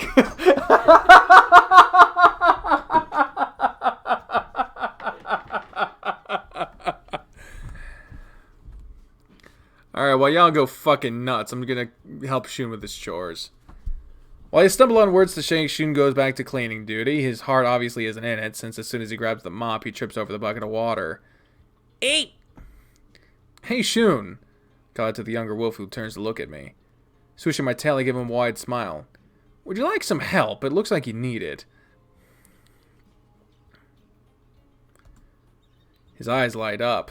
Really, hero? You want to help me? Thanks. I definitely appreciate. This is unacceptable. Both Shun and I stare at his father. The older wolf glares down at me, eyes narrowed. As confusion makes its way to my face, he pinches the bridge of his nose and sighs. This is not a process that outsiders should be involved with. It is an affront to our tradition. I'm sorry, Nishimura, but I cannot allow you to provide this aid. I blink, unable to make a sound. I've never seen Mr. Kotori to be this strict. I said it wrong. As I stand there trying to process it all, he turns to his son, eyes narrowing once again.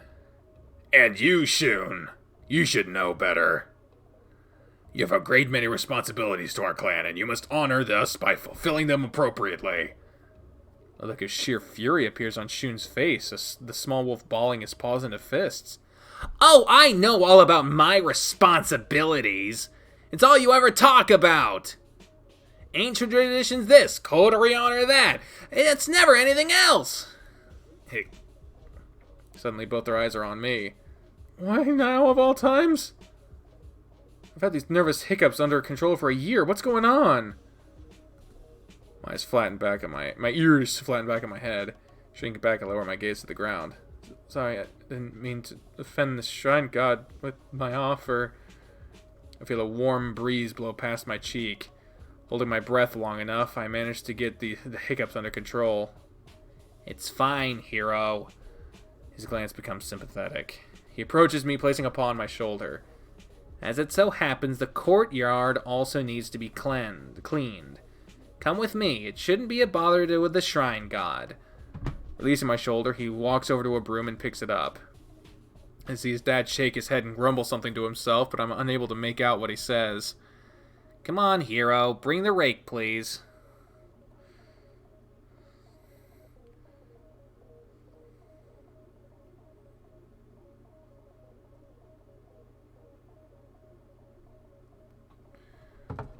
Snapping out of my thoughts once again, I pick up the tool he points at and follow my friend.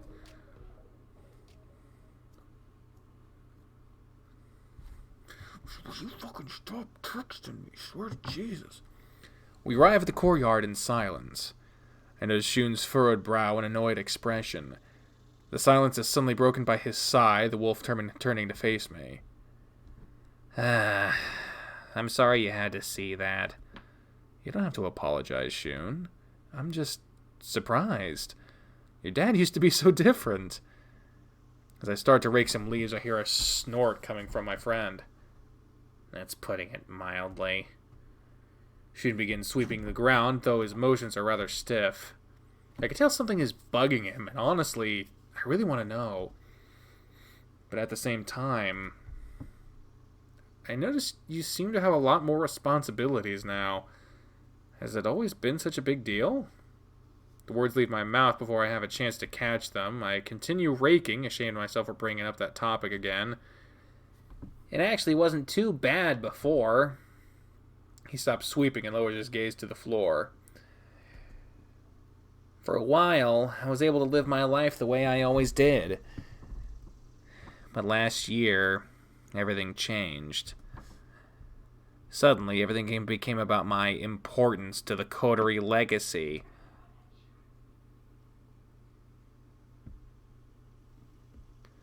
I stop raking for a moment, wondering if there's anything I should say or do, but Shun continues talking. It's become a daily thing now. What about the rest of your family? Shun gives another snort and continues to sweep. Are you kidding? They're just as bad. Mom says I should listen to Dad, and as for grandfather... He shudders slightly. Lord, it'd be Iwao Kotori. Iwao Kotori. He enunciates it in a sarcastic way. The Kotori clan elder was as intimidating as they come. Even when he smiled, it was as if he was judging you with his eyes. They're cold, piercing, terrifying, especially if he's pissed off. Things were so much easier when I was a kid. I used to have fun. Dad wasn't such a stick in the mud about everything. Now that I'm almost an adult, I feel as if... Shun trails off, causing me to stop raking again. I glance over at him and cock my head to the side. Feel as if what, Shun? He sighs, turning to look me in the eyes. I notice the moisture building up within them, which surprises me. As if I'm not allowed to be myself anymore. Everything's all duty. I mean, I understand that they're all being hard on me because I'm the heir to the clan, but it's all such a pain. I have senior year of high school to complete, and on top of that, I'm being groomed to take grandfather's place as the head of the Coterie clan. It's so much to take in, hero. As I listen to his story, I begin drawing parallels to my own family life. An uncomfortable image of my father passes through my mind before vanishing. As troubling as the time was, it pales in comparison to what Shun is going through. I walk over to my friend, gently placing a hand on his shoulder. Hey, you just need to take it one step at a time. Besides, isn't your father the one who's next in line? The wolf breathes a heavy sigh, reaching up and brushing my hand from his shoulder. With a pained smile, he shakes his head. No, that would be a sensible decision. He glances at the side, voice going soft and almost like a whisper. A few stray tears fall from his cheeks. But he doesn't qualify. According to Coterie tradition, I'm the only remaining male who can take the role. What? I'm stunned by what he says. What's that supposed to mean, the only remaining male? I seem to remember somebody else besides Mr. Coterie that would also fit the role. I don't get it. What about your... He doesn't qualify either. I'm the one burdened with this responsibility, and as such, I must be instructed in the customs and traditions of our clan. Defeated, I let my shoulders hang, my tail drooping in kind. I see. I'm sorry, Shun. I don't know what else to say, except... I'll kneel down on one knee and try to look him in the eye. I'm here for you. If there's anything you need, don't hesitate to ask me. I promise, it won't be a burden at all. He stares at me for a moment. Then a smile breaks across his face. My chest suddenly feels light as I see color return to him. Thank you, hero. That means so much to me. My tail swishes happily behind me. Any time, Shun. With the mood lifted, we both returned to cleaning the courtyard in silence.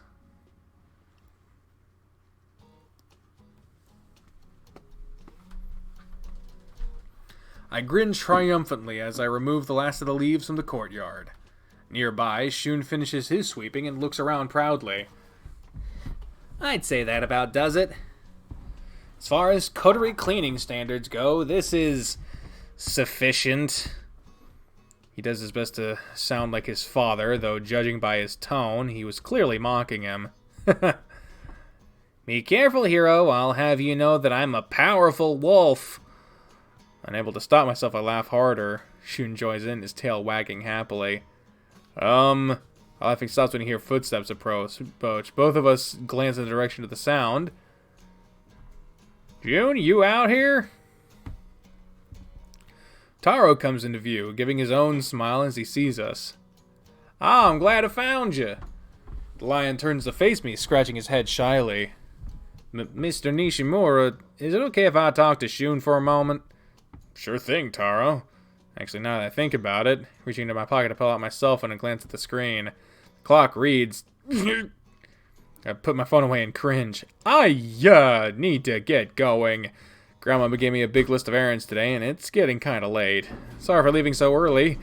Little Wolf smiles at me and gives an assuring shake of his head. It's no problem at all, hero. I appreciate your help. I smile back, giving my friend a hug. Thanks, Shun. Remember, if you need anything. I know. We let each other go, but I can't help but feel a certain warmth as Shun wags his tail. Take care, hero. See you later too, Taro. I give the lion a wave, and he waves back. Bye, Mr. Nishimura. See you later. Turning away, I head for the steps and head leading back down to the village. On the way there, I see Mr. Coterie, who's busy mopping the ground. For a moment, I consider bidding him farewell, but I can see he's clearly annoyed by the way he's moving. Perhaps it's unwise to aggravate him any further. I let out a soft sigh and begin to descend the stairs. When I finally make it to the bottom, I think about everything Shun said. Being told you're the one that must maintain a great legacy seems like such an intense burden. I can't help but feel an intense concern for him.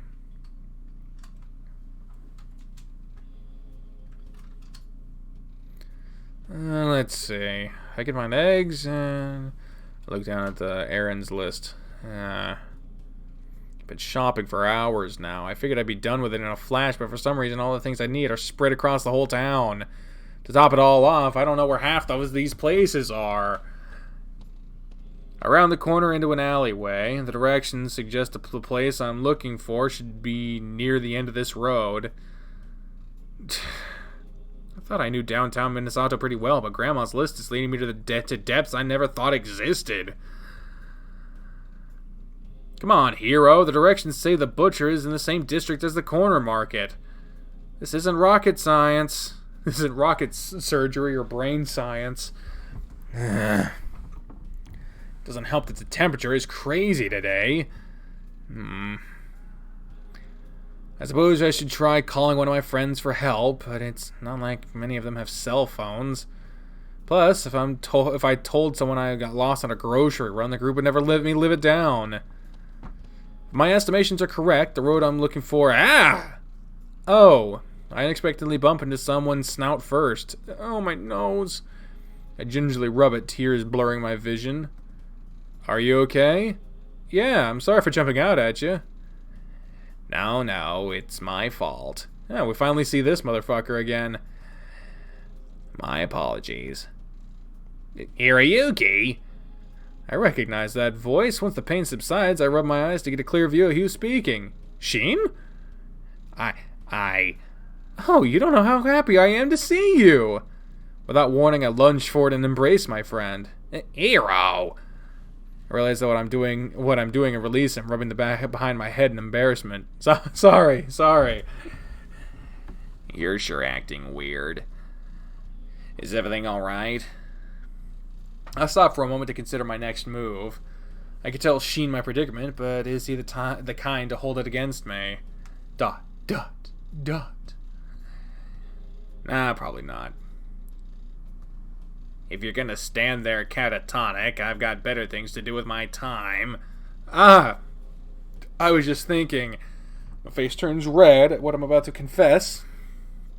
Okay, please don't laugh at me. His eyes. Tell me I can trust him with this information.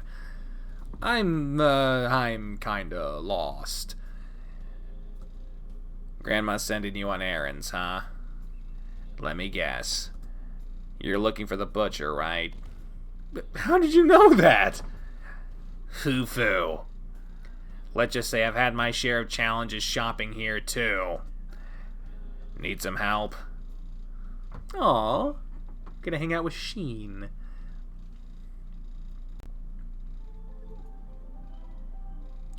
The sun starts to set when we finally finish the grocery section of my list. I'm really lucky you were around, Sheen. I had no idea where anything was back there. You're welcome. It's really inconvenient not being able to use my cell phone out here. Really? I think I get along just fine without one. Yeah, well, once you've had one, it's hard to go back to this. By the way, I never asked what's in the bag you've got there. I point to the bag hanging over his shoulder. Were you out buying something too? Why are you asking? Does that surprise you? Okay, hero, choose your next words carefully. Kinda? I figured you had people around to do that for you, like your butler, Mr. Amaki. I'm capable of doing my own shopping, Hiroyuki. Besides, I like being the one to pick out fresh produce. Has the little black cat finally taken root in Minnesota? It's a farming village, so it makes sense we'd have the freshest produce around. Yeah, but aren't your parents, like, paying someone to do this? I'm tired of leaving everything for somebody else to do. I'm not a child anymore. I'd like to be able to do some of the everyday tasks myself. Foo-foo. I look at it like an exercise. I browse around, pick the product I want, check to see if it fits the budget. Oh. That's so normal or unlike you?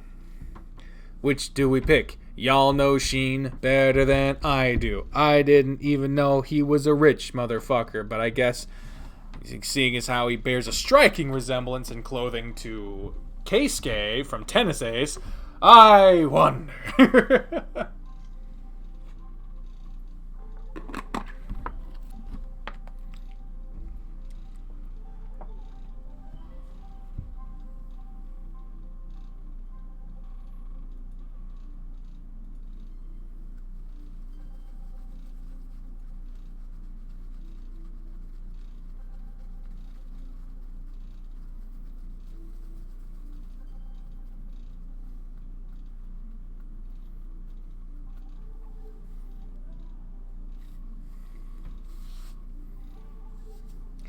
Everybody's saying normal, so we're gonna go with normal. You know, Sheen, that's surprisingly normal of you. Surprisingly? Yeah. It's cool you're taking the initiative on stuff like this. There's only 2 of us in that house. I can't make Amaki do everything. I don't know what image you have of me in your head, but I don't live a life cut off from reality. That's not what I'm saying, Sheen. Come on, here you're losing him. I'm just saying, I think it's cool you're helping out. It's kind of like me running for errands for Grandma today. Oh. Thanks, I guess. I suppose I'm a little sensitive to people stereotyping me as this spoiled rich kid. That's not what I was getting at. Sorry if it sounded like that, Sheen. It's fine. Great. We were doing so well, then I go and sour the mood. Cough. Sheen suddenly leans forward, holding his chest. Sheen? Cough, cough. Sheen, are you okay? I'm fine. Just my asthma, nothing to worry about. He continues walking ahead of me. Alright. I catch up and walk with him for a bit, trying to make conversation. But he stays quiet and gives me only one-word answers the rest of the way. We eventually reach a fork in the road. I'm heading home. Good luck with the rest of your errands. Oh, right. See you later, Sheen. I wave at him as he heads for the crossroads. I hope what I said didn't offend him.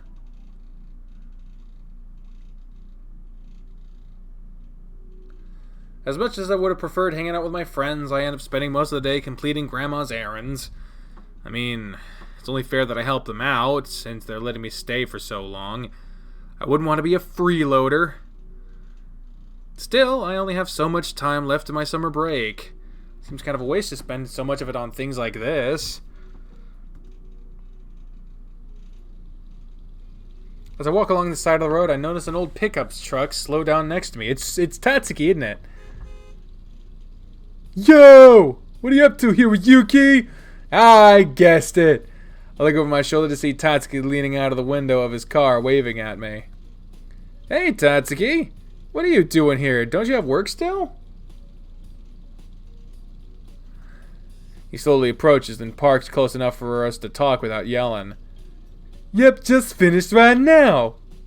I had to pick up from the groceries for tonight. Yeah, I hear ya. I hold up the numerous bags I'm holding. I'm doing the same. So how's old Minnesota been treating you so far? I shrug my shoulders. I ended up spending most of the day running errands for Grandma, so... You're such a workaholic. Duh. I guess. Anyway, I'm on my way home. After this, I can't wait to kick back and have a nice drink.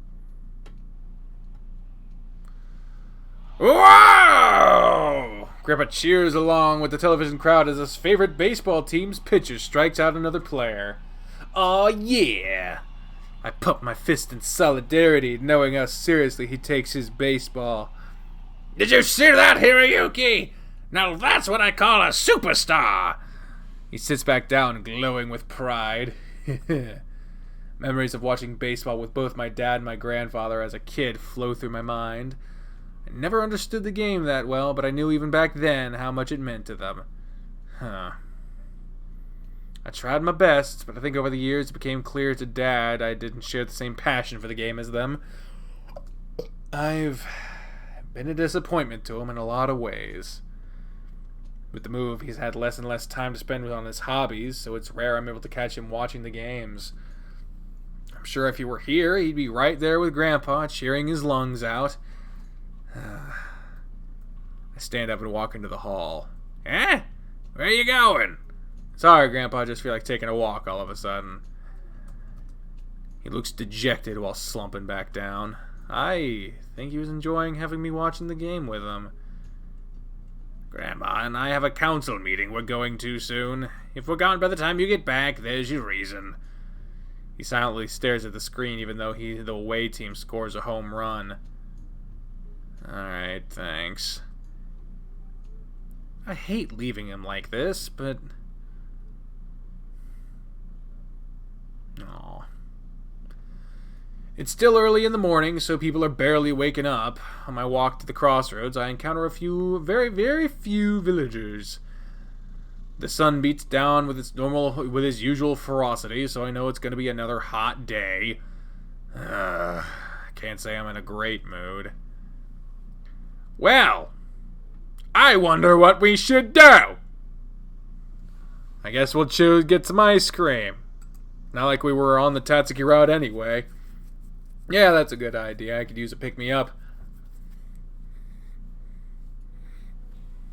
Oh my god, there's that fucking picture again. Thank you very much! With a cup of ice cream in my hand, I leave the candy store. Walking out, I'm greeted once again by the all-too-familiar Minasato heat. That got up fast. I swear the temperature increased by several degrees just in the few minutes I was in there. Not much I can do about that, I guess. Glancing around, I find a nice spot to sit underneath the store's awning, leaving me with valuable shade as I begin to dig in my frozen treat. Day 6 is the least finished so far. Probably going to be a bit railroaded here. Well, if this is the last day of development, then I'll just get through this and do what we can. It's already melting. I pull out the wrapped plastic spoon I've got and quickly get to work. Like hell, I'm going to let the sun ruin this for me, too.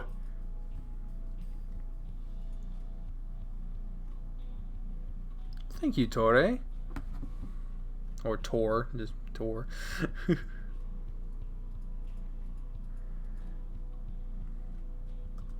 The cold sensation feels like heaven on my tongue. Sticking the spoon in the cup for a moment, I air out my shirt. Hey, Hiroyuki, huh? I hear my name being yelled. I look across the street to see a out-of-breath Tanuki running towards me and waving his hand. Konosuke? Huff. Ooh, I finally found you. In this terrible heat, even standing still will make you sweat. I can't imagine what it would be like running in it. What's wrong? You look like you killed yourself trying to find me. Konosuke continues to pant. I notice his white undershirt is soaked with sweat sticking to his body. Ew. Oh, it's fine. Oh, God. I think I'm going to be sick. Don't throw up on me or anything. Konosuke sticks up his right hand while holding his chest with the other. Takes a few deep breaths and seems to recover. That was close. That ice cream looks good. Licks his lips, staring down at my cup. Get your own! Stick out my tongue, teasing Konosuke. Tight wad. Ha. Heh. Yep, Konosuke is still Konosuke. Here, you can have a spoonful. It's pretty melted, though.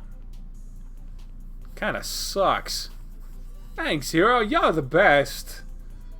I offer him the cup of ice cream. He grabs it and starts shoveling it into his mouth. Hey! I said a spoonful, not the whole thing! Ah, refreshing. Figures. I should know better than to offer Konosuke anything food-related. Sorry about that. I owe you one after this. I'm gonna hold you to that. So, what is it you needed to find me for? Oh, right! His eyes light up as he claps his hands together. I've got something awesome I want to do with you tonight. Could you meet me in front of the old school around 7 or 8? Oh, another one of his crazy schemes. I don't know. I don't like surprises, especially coming from you. I stick my tongue out at him again. Come on, it'll be fun. I'm planning a test of courage. What's that? Really, you don't know what a test of courage is? I read that city kids do them all the time. He looks disappointed with me. I scratch behind my ear. It's new to me. What is it? If you don't know, I don't want to spoil it for you. I've got a few others I still want to invite. Are you in? Well, Konosuke is the one planning. One of two things can happen, and neither are good. One, we're caught doing something stupid and get in trouble. Two, it's an elaborate plan to humiliate one of us. I'm not... Please! Konosuke puts both his hands together and bows his head as he begs. Oh no, he's using his puppy dog eyes. Hey. Must resist. I can't. Alright, I'll do it. Stop looking at me like that. Yay! I knew you'd come through, hero. He tightly grasps my left hand and shakes it up and down with all of his strength. There's nothing to worry about, alright? You'll be fine, dude. Stop sweating the small stuff.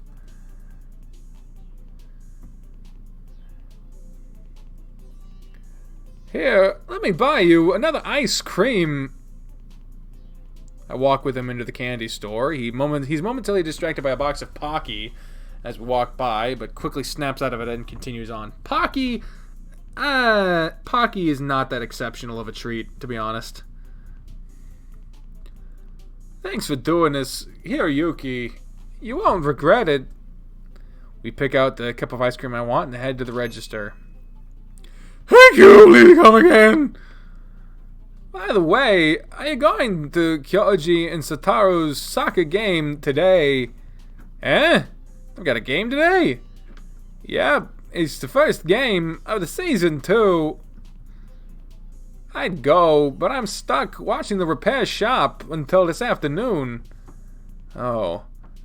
He stares down at the floor. It's no problem. I think the game starts a little after noon at the high school. In Kazanari? Yep. You know how to get there, right?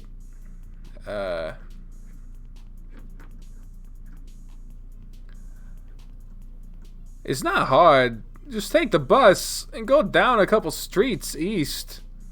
You can't miss it. Can I ask you a favor? Another? Isn't this test of courage enough? I'm being serious, man.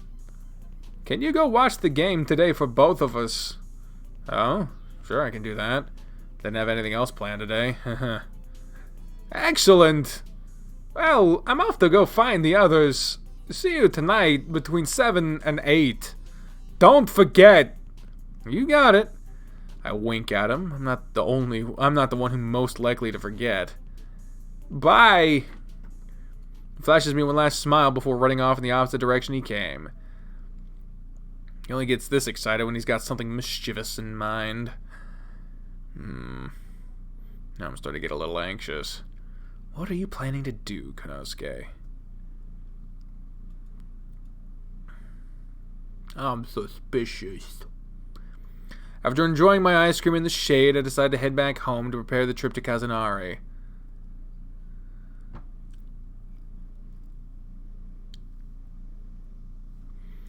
The house is empty by the time I arrive. Looks like Grandma and Grandpa left for that council meeting. Seems there's always something like that going on for them.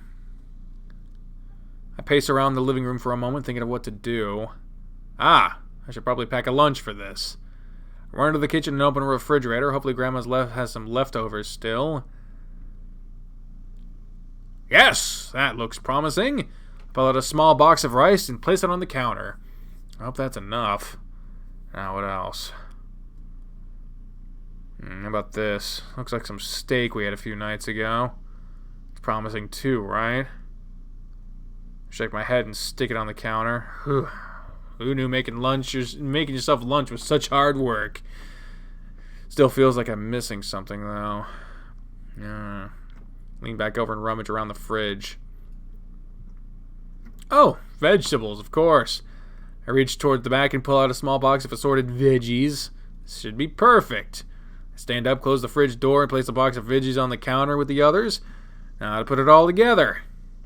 I probably need another box to carry this in. I start opening various cupboards in the kitchen looking for something to use. Come on, Grandma, where'd you put all the food storage stuff? Aha! There they are. Why the hell are they way up there? Ain't kind of hard to reach for her? Whatever, it doesn't matter. I reach up and pull down a reasonably sized box, placing it on the counter. Let's do this. Bansha. I strike a pose as if I'm about to start cooking on a television show. Really hope nobody saw that. I come back down to reality and open assorted food boxes in front of me. Now, how would Grandma do this? I start by taking the leftover rice and pouring it into the box, spreading it around the bottom to create a nice layer. Yeah, good enough. What should we go on top? Glance over at the steak box and the vegetable box. Decisions. Why am I so indecisive all the time? Close my eyes and start shuffling the boxes around, and randomly choose between the two. Vegetables it is, then. With a smile, I pour the veggies into the box I'm using and spread it across the rice. See, Mom, I can make my own lunches. Never mind that it's made up entirely of leftovers. Now for the final touch. I grab the box with the steak and carefully pour the pieces out over the vegetables. And there we go. Perfection. Aren't you you're gonna eat cold steak? Seems like a bad idea. Yeah, it's too bad I have to eat this work of art later. I wish I could show it to Tora. He'd be so proud of me. With a smile, I close the empty boxes and set them aside to clean later, then grab my lunchbox and carry it with me into my room. Man, I'm looking forward to this. I can't wait to see those two in action. I pull my backpack out from the closet and start putting things I think I'll need in there. What do I need for this? Well, what if it happens to rain? I should be prepared for any possibility, after all. I run to the hallway and grab an umbrella sitting next to the front door. What else? I suppose I should bring a map of Kazanari, too. Don't want to get lost. I run to the hall again and start opening drawers on the table. I know Grandpa has some quality maps I could borrow. Here we go. Can't help but smile at myself again. I'm doing great at this whole preparation thing. Okay, what else? Well, I guess it might get cold, so I can probably bring a jacket, too. You never know, right? That's probably enough for now. As a final touch, I gently place my lunch on top of the other stuff in the backpack and zip it up. Here we go. I stand up and slip the backpack all over my shoulders. What time is it anyway? Glancing up at the clock in the room, I see it's 12! It's already noon? Wow, I'm late for the bus! No time to think. I've gotta go.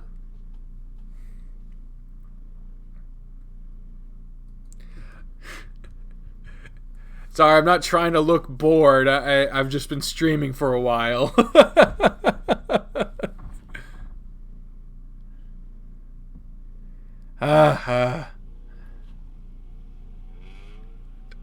Wait, stop! I run the corner as the bus starts leaving. Take me with you. I fall to my knees. The bus speeds off in the distance, leaving me alone in shame. Why? My head droops while I think back to earlier. How could I lose track of time so bad? I didn't think getting ready for this would take that long. Because of the strict bus schedule, that's the last bus heading for Kazanari until this afternoon. Stupid! Stupid! Stand up again and walk to the bus stop to take a seat. What a wonderful day this turned out to be. So out of breath after that jog. I close my eyes for a moment. What am I gonna do? No way! Did the bus come back to pick me up? Haha! Salvation! I put my eyes to lean up from the bench. Thank you so much for... Yo. Koya? What are you doing here? I look down at what he's sitting on. Is that a motorbike? I could ask you the same thing. You look out of breath. Did you miss the bus or something? Heard the back of my head awkwardly. You're trying to get to Kazanari for Kyoji's game, aren't you? Yeah. Tisk, tisk. Late for the bus? Who are you, Konosuke? Oh, don't rub it in. I hold my fist out at him and try to give him the meanest look I can. Grr. Bro, you got something in your eye? I try really hard. Looks like you're in luck today. Huh? I'm on my way to Kazanari right now. Oh, you're gonna watch Kyoji's game too, right? Too? No, I have work today, sadly. Oh. We don't have time to sit around. Would you like a ride here, Yuki? I mean, yes. Yes, sure, okay, and if you insist. Like, just say yes. Right? Like, thank you. Right? What do you guys think? I'm gonna lean my head against the wall.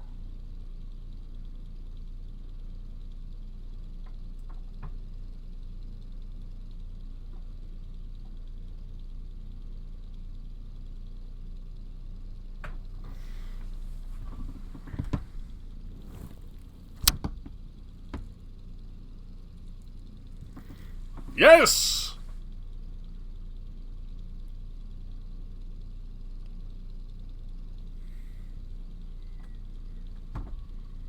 Yes, yes, yes!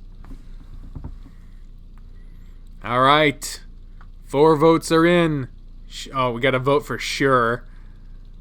But the majority still says yes! Yes! Man, he's so persuasive sometimes. Alright then, jump on behind me. Patting the space behind him, he gives me a wink. What about... He pulls the round thing off the handlebars and gives it to me. A helmet? Don't worry, I got you covered. Thanks. You don't have one for yourself, though. I'll drive safely. Not like a certain dragon we know. I smile at Kuya as I slide onto the bike. How does this work? I guess you just have to wrap your arms around me. Okay. After making sure I'm safely on the bike, Kuya takes off down the road heading for Kazanari. It's awkward at first sitting like this holding him, but with the warmth of his back. Hey, look at that. Before I knew it, we're in Kazanari. Alright, here we are. Kazanari High. Huh? Oh! Sorry, I guess I kinda spaced out there for a second. Again? Never mind. I jump off the bike and carefully remove Koya's helmet. Thanks for the ride. I appreciate it. Don't mention it. I'm always happy to help out a friend. And you look desperate, sitting there all alone. Hey! I was wondering, though. Where do you work, Koya? I didn't expect you to already have a job. I didn't offend him, did I? It's just something I have to do. Look, I'll tell you about it when I have more time. Oh. I gotta go. Tell Kyoji I said good luck, okay? Alright. Bye, Hiroyuki. He drives away in silence. He He's the man of mysteries, him. Why was he so defensive about that? He's not working anywhere weird, is he? Is he working with fucking Spencer? I shake my head. I guess I'll try asking about it later. Okay, I should head inside. It's already looking kind of crowded.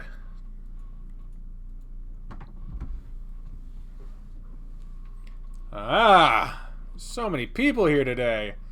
Figured it wouldn't be this bad yet. It's still summer vacation, right? Looking around, I see lots of students and the occasional parent. Some students are dressed differently.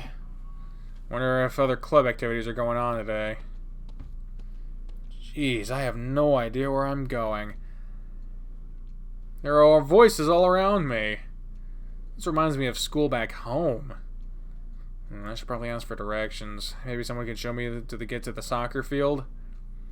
I'll look around for someone to talk to. Excuse me? Managed to corner a young rabbit. Looks like he's wearing a judo gi. Hello.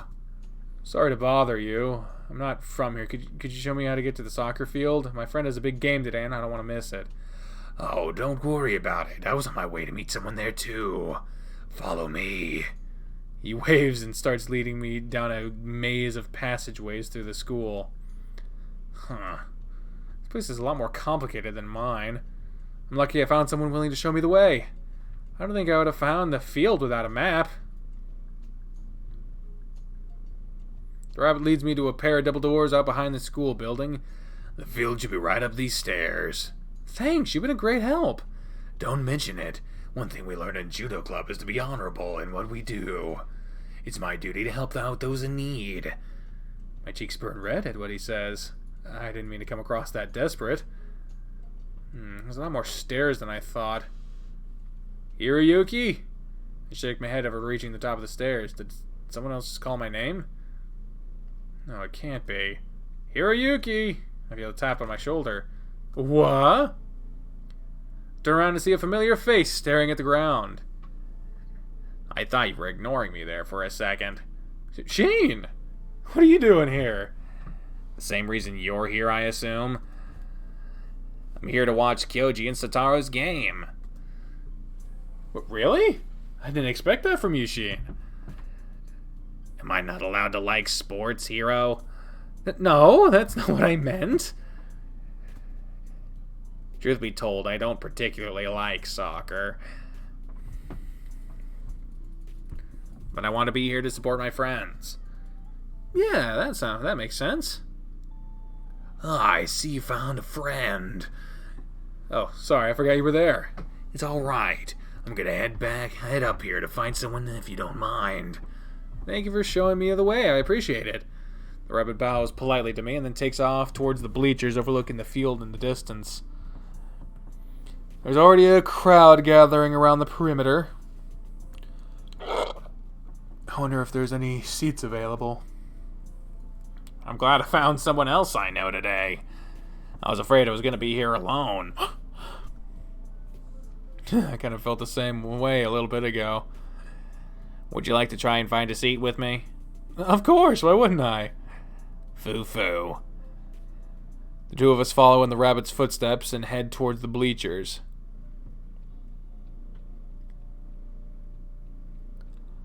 We have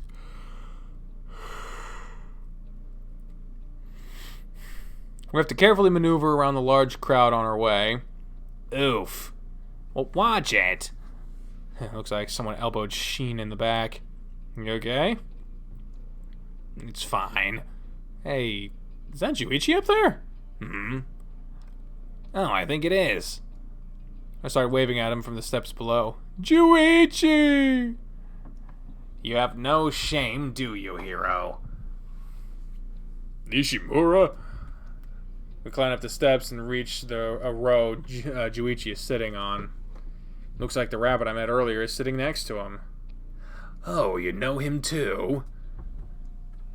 Yeah, we're friends. It's good to see you here, Juichi. Sheen and I were just looking for some seats. Sheen looks sad as he glances around. I don't think there's any seats left up here. I see. Oh, sorry, don't mind me. I was on my way out. I've got judo practice right now.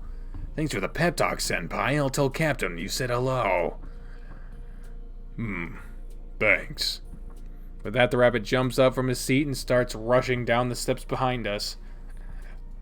Well, looks like a seat's available now. There's not a lot of room there, to be honest. 3 of us might have to squeeze together if we have any hope of fitting. It's fine, I'll stand over there. No, if anyone should be standing, it's me. Bah, don't argue about it. Here, maybe if I scoot over. Might be enough for the 3 of us now. Even though Juichi's slightly hanging over the side of the bleacher. Are you sure that's okay, Juichi? Just sit down already. Foo-foo. With a smile, Sheen takes his spot right next to Juichi, leaving me enough room to squeeze between him and the person in the next seat over. Excuse me.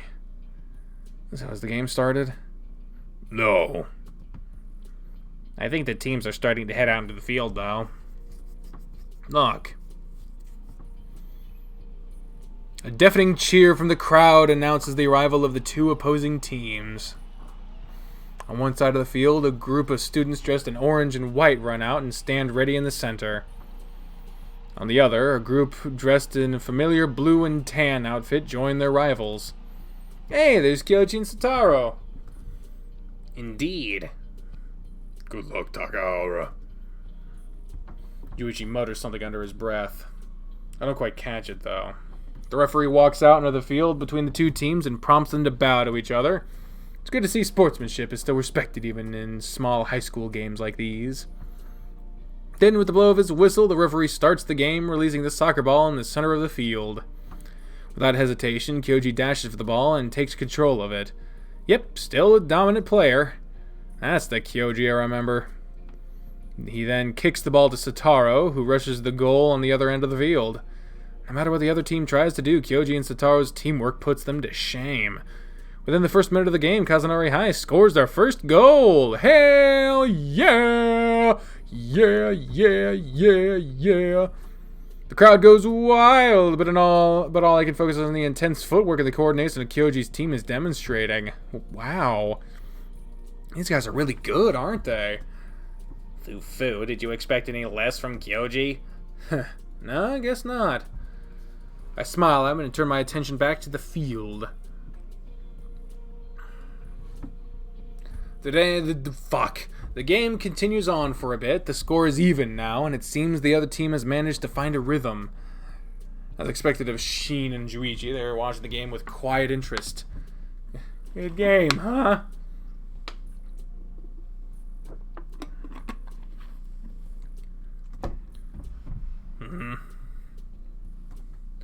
Juichi simply nods. This is probably a good time to start eating my lunch. I feel my stomach start to growl in impatience. I am starving. Place my backpack on the step below my feet and pull out the lunchbox. You brought lunch, hero? Yeah, didn't have time to eat before I left. I missed the bus anyway. What was that? Nothing at all. Quickly open the box and start digging in with the spare chopsticks I set aside. Juichi's really focused on the game right now. He can't take his eyes off the field. I smiled to myself as I shoveled the delicious several-day-old meat into my mouth. Maybe old, but Grandma's cooking is still incredible. Be careful, please. Try not to get anything on my book. Huh? Look down at Sheen's lap. There's a novel being held open by his left hand. Wait a second, when did he pull that out? Sorry, Sheen. I reply with my mouth half full. I'm sorry, Sheen. Ah! Oh! Suddenly they perk up. Something going on? Glancing down, I see Sotaro lying on the ground and Kyoji chasing after the opposing player who stole the ball. Jerking his opponent back and forth, Kyoji manages to kick the ball out from under him. At the same time, Sotaro stands up and starts running towards it. Who should I cheer for? They're both on the same team, but Kyoji is the one that has the ball. Who do we cheer? Who do we cheer? Who do we cheer? Who do we cheer? Who do we cheer? Do do do do do do do do do do do do do do do do.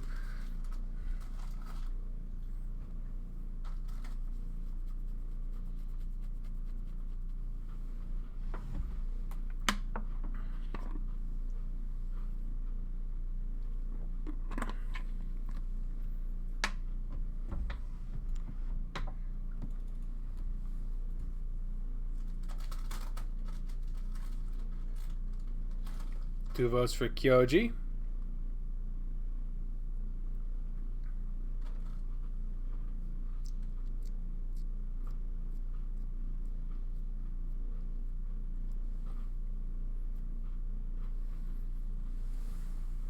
One vote Sataro. One vote for Kyoji.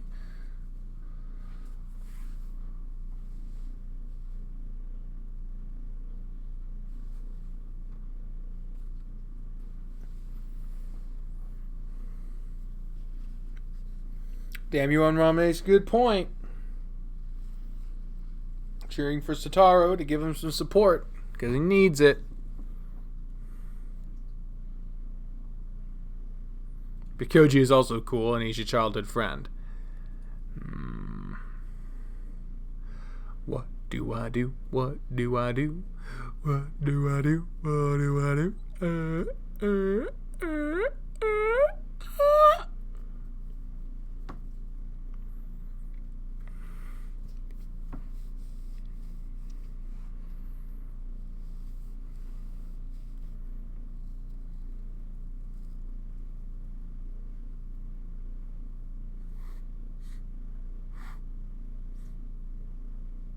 I think cheering would mean more to Sataro. The votes are a little skewed for Kyoji, but damn you, Emron made a good fucking point about Sataro would need the support of the friends and the whatnot. I stand up holding my lunch and yell out at the top of my lungs, "You can do it, Taro!" Briefly glances at me and smiles, then puts his game face back on and dashes for the soccer ball. He definitely gains control of it and starts running to the opposite goal, weaving between the players in a way I've only seen Kyoji do. When the last kick, Sataro manages to shoot the ball right over the goalie's head, scoring yet another point for Kazunari High. I pump my fist and sit back down. Yeah! That seemed to do the trick. I wouldn't expect it. Good job, Nishimura. Smile and sit back on the... start back. I thought he said sit back on my lunch. Started back with the lunch with my hands. Wow, this is so delicious. Why does everything taste better after it's been sitting for a while? Hurt? What's wrong? What the? I think I'm gonna be sick. Are you okay? It's the food you're eating, isn't it? I didn't think the meat was that old. I stand up from my spot, holding my stomach. Where's the bathroom? Go back down the stairs you came in through. It should be the first door on the right. Thanks. I don't have a second to spare. I immediately run down the bleachers towards the school building behind me. I can swear I hear faint laughter of my friends. Aw. How unfortunate.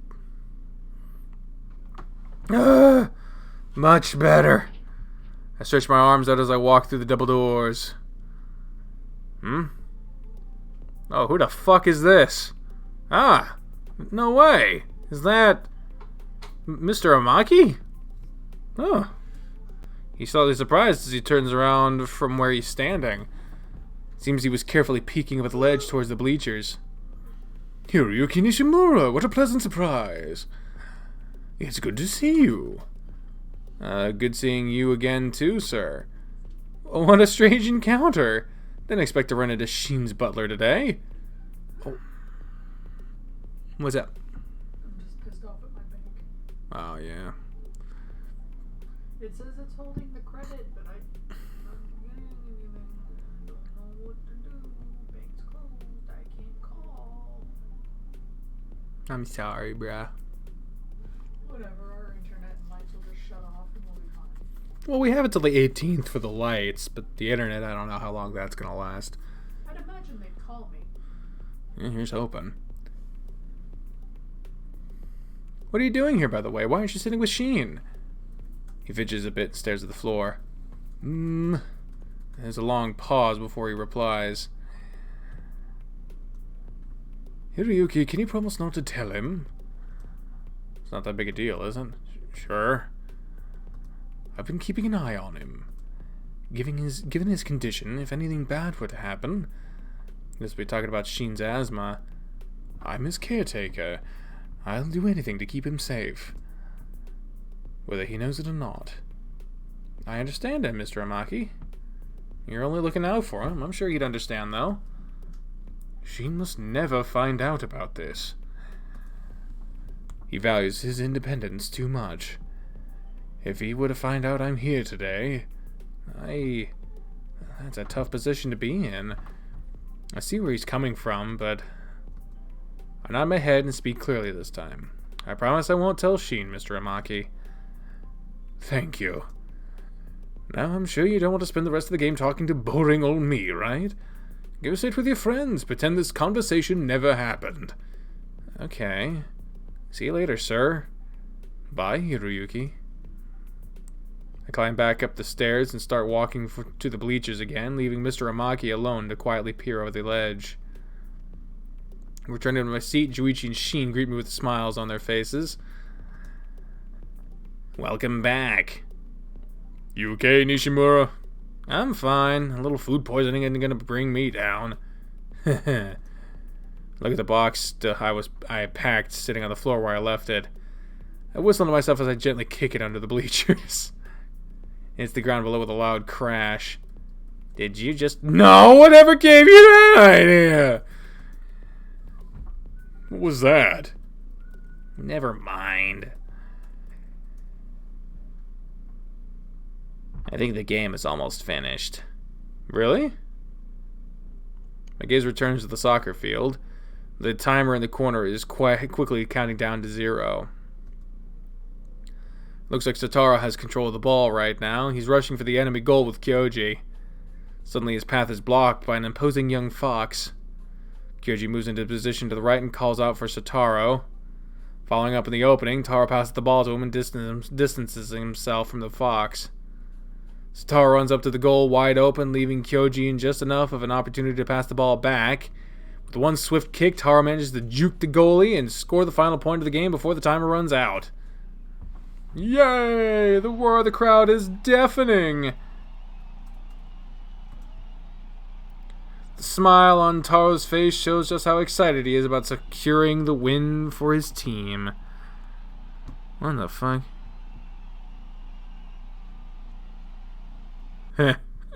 That's funny. The final score is close, with Kazunari High winning out by 1 point. Nice. Yeah, they won, guys. Indeed. A game well played. Well, as much as I understood of it, at least. On the field below, the teams give each other one last bow before clearing out. The noise of the crowd has died down a bit. Looks like many of them are heading out to congratulate their friends on the team. You guys want to see if you see Kyoji and Sotaro? That would be nice, but we don't have any time to spare if we plan on catching the last bus to Minasato. Huh? That's right. You're not familiar with the bus schedule, Hiroyuki. You Hiroyuki? No, Torihugo told me when I first got here, but the bus only heads to Minasato 3 times a day. The last one leaves in about 10 minutes. 10 minutes?! Yep. If you don't want to stay in Kazunari overnight, I suggest we start heading that way now.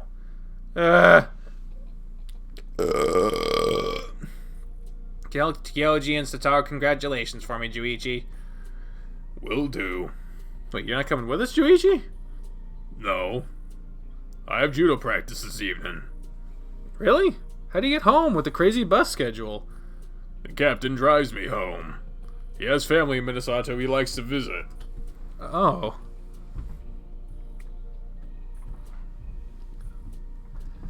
Maybe I can... I wish we could stay and talk more here, Yuki, but we really need to get going. Ugh. Quickly stands and starts walking to the exit. Wait up! See you later, Juichi. Tell the guys I said hi. We barely catch the bus in time. Fortunately, there aren't a lot of people who are heading for Minasato, so it doesn't take long to jump in and pay the fare. The trip back is relatively silent.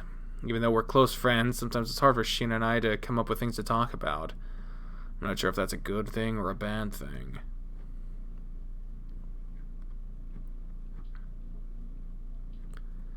Well, I guess this is it. Yeah.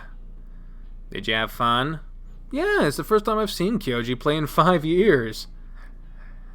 He's got a lot better, didn't he? He sure did. And Tataro's a really good soccer player, too. They make a great team. Probably helps that Kyoji's an excellent teacher. I'm gonna head home. Good night, Hiroyuki. Wait, would you like me to walk with you? I'm more than capable of walking home by myself, you know. I don't need someone hovering over me, watching my every move. That's not what It's fine, don't worry about it. Good night, Hiroyuki. Good night, Sheen. He disappears up the road. I wish I understood you better. Well, it's getting late. I hope Grandma and Grandpa's council meeting went well. I've still got something I need to do this evening, though. Yep, gotta go to the school.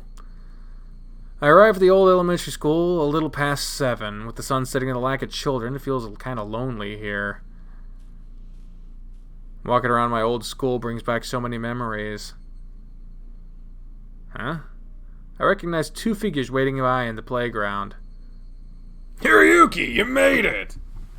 Good evening, Hiro. What are you guys doing here? Konosuke invited us to this thing he wants to do. He didn't give us any information, just be there by 7. Nice to know I'm not dealing with whatever Konosuke has planned alone.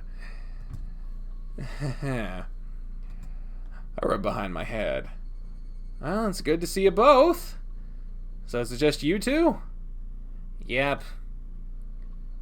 I think Konosuke tried to invite Sheen this morning. He probably laughed right in his face, huh? No. It was better than that. He said Sheen looked him dead in the eye and slammed the door. Wow. Poor Konosuke. He speaks sarcastically about pulling out his gaming system. Speaking of him, where is he? He told me to be here between 7 and 8. He's not here yet. Really, though. Are you surprised? I remember how much everyone complained about how late he is lately. I guess not. I shrugged my shoulders. Still, the least he could do was be here. He invited us, after all. He's been this way for a long time, Yuki. You can't change bad habits that easily. It's the kind of thing you grow out of, not into. Toriko leans against the swing set while Shun gently sways side to side on one of them. Regardless, it's no excuse. I sigh in defeat. At least I have these two here to keep me company while I wait. I walk over to the swing next to Shun and sit down. With arms crossed, Tora watches the road for signs of our wayward Tanuki. It's getting pretty late. This better be worth it. That reminds me. Shun, do your parents still have you on that strict curfew? Is this gonna be alright? I'm not a kid anymore, Hiro. Jeez. It's 10 p.m. now. Oh. I try my best to stifle laughter, and it proves to be very difficult. Gosh, Shun, aren't you like 17? Your parents should cut you some slack. I turned 18 in July! Gah! You guys even threw me a birthday party! I turn to look at Shun. Wow, where is this coming from? I've never seen him this angry before. Sorry, dude. You need to chill out. You're right, I'm sorry.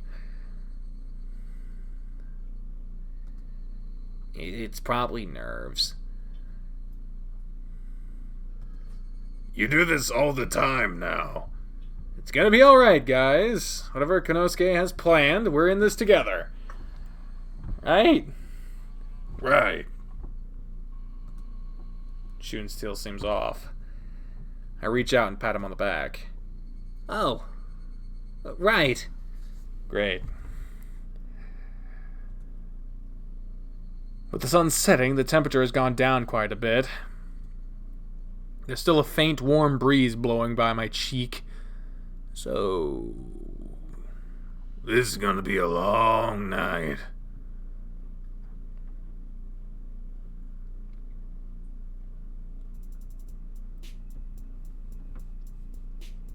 Damn, fucking music picked up out of nowhere. About 30 minutes passed with us sitting around doing nothing. Come on, Konosuke. Oh, good. You're all here. You're late. Relax. I had to make some final preparations. We've been waiting around for almost an hour. Well, it's kinda your fault, isn't it? I said between 7 and 8, didn't I? Well, if you want to get technical about it. We're all here now, so I'm going home. God, what? Wait! Tor begins stomping off towards the village. Konosuke runs after him, desperately trying to get him to stop. I'm sorry, I made you wait, Torihiko. Not good enough. Tora, please. I said I'm sorry. Tora turns around and looks Konosuke in the eye. What about Shun and Hiroyuki, huh? They've been here as long as I have. Are you sorry about that, too? Konosuke takes the hint and runs back to us and sitting on the swing set. I'm sorry, guys. I swear this is gonna be worth it. The only thing Shun and I do is stare down at the begging Tanuki. Please. I accept your apology. I guess I do too. Konosuke looks so relieved to hear that. You need to work on your lateness, dude. Alright then, what does he have planned for tonight? Shun's breaking curfew for this. I told you my curfew is 10 now. Didn't you say something about a test of courage, Konosuke? Test of what? That's right. It's an old high school tradition. He then pulls out a flashlight from his pocket. With a click of the switch, he turns it on and holds it beneath his face. Are you ladies ready to get scared?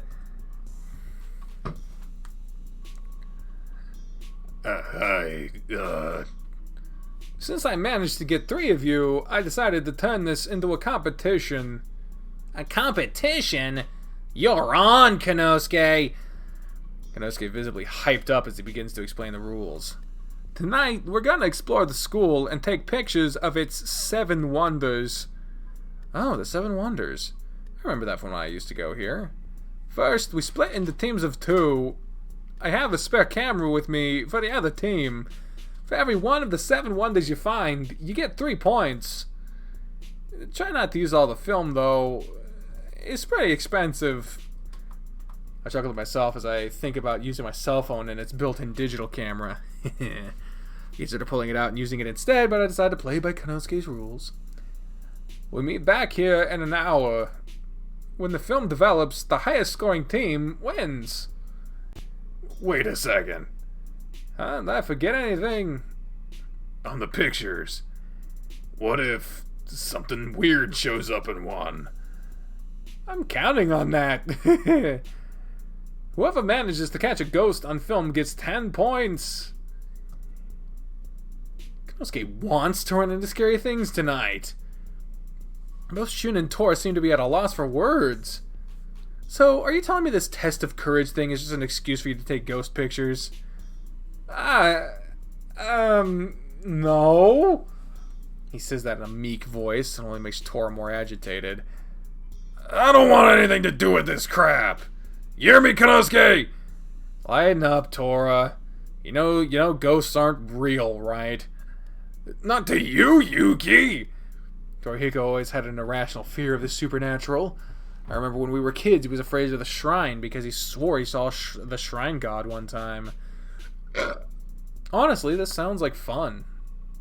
Smile at Konosuke. I'm down for it.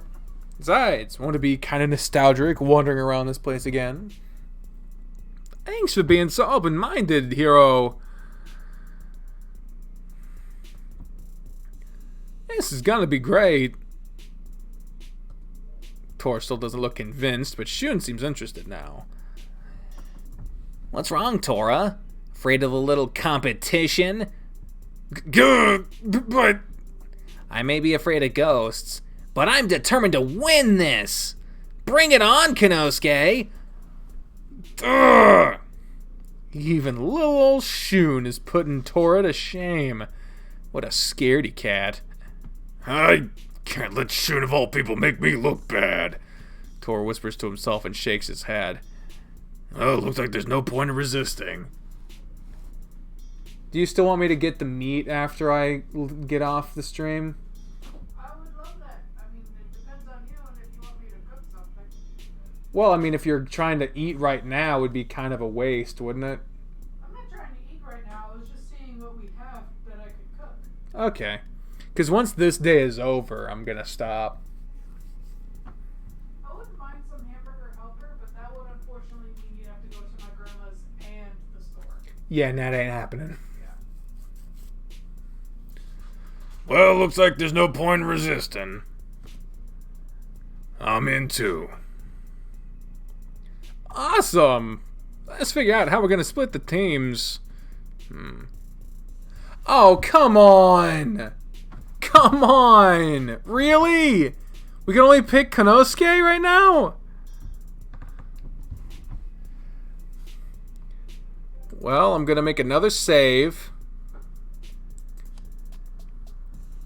So that when it gets added that we can team up with Shun, we will do that. For now,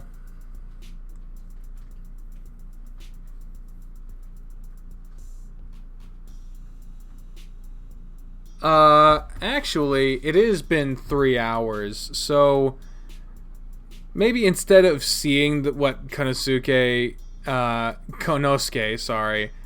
has here, maybe we'll just wait until,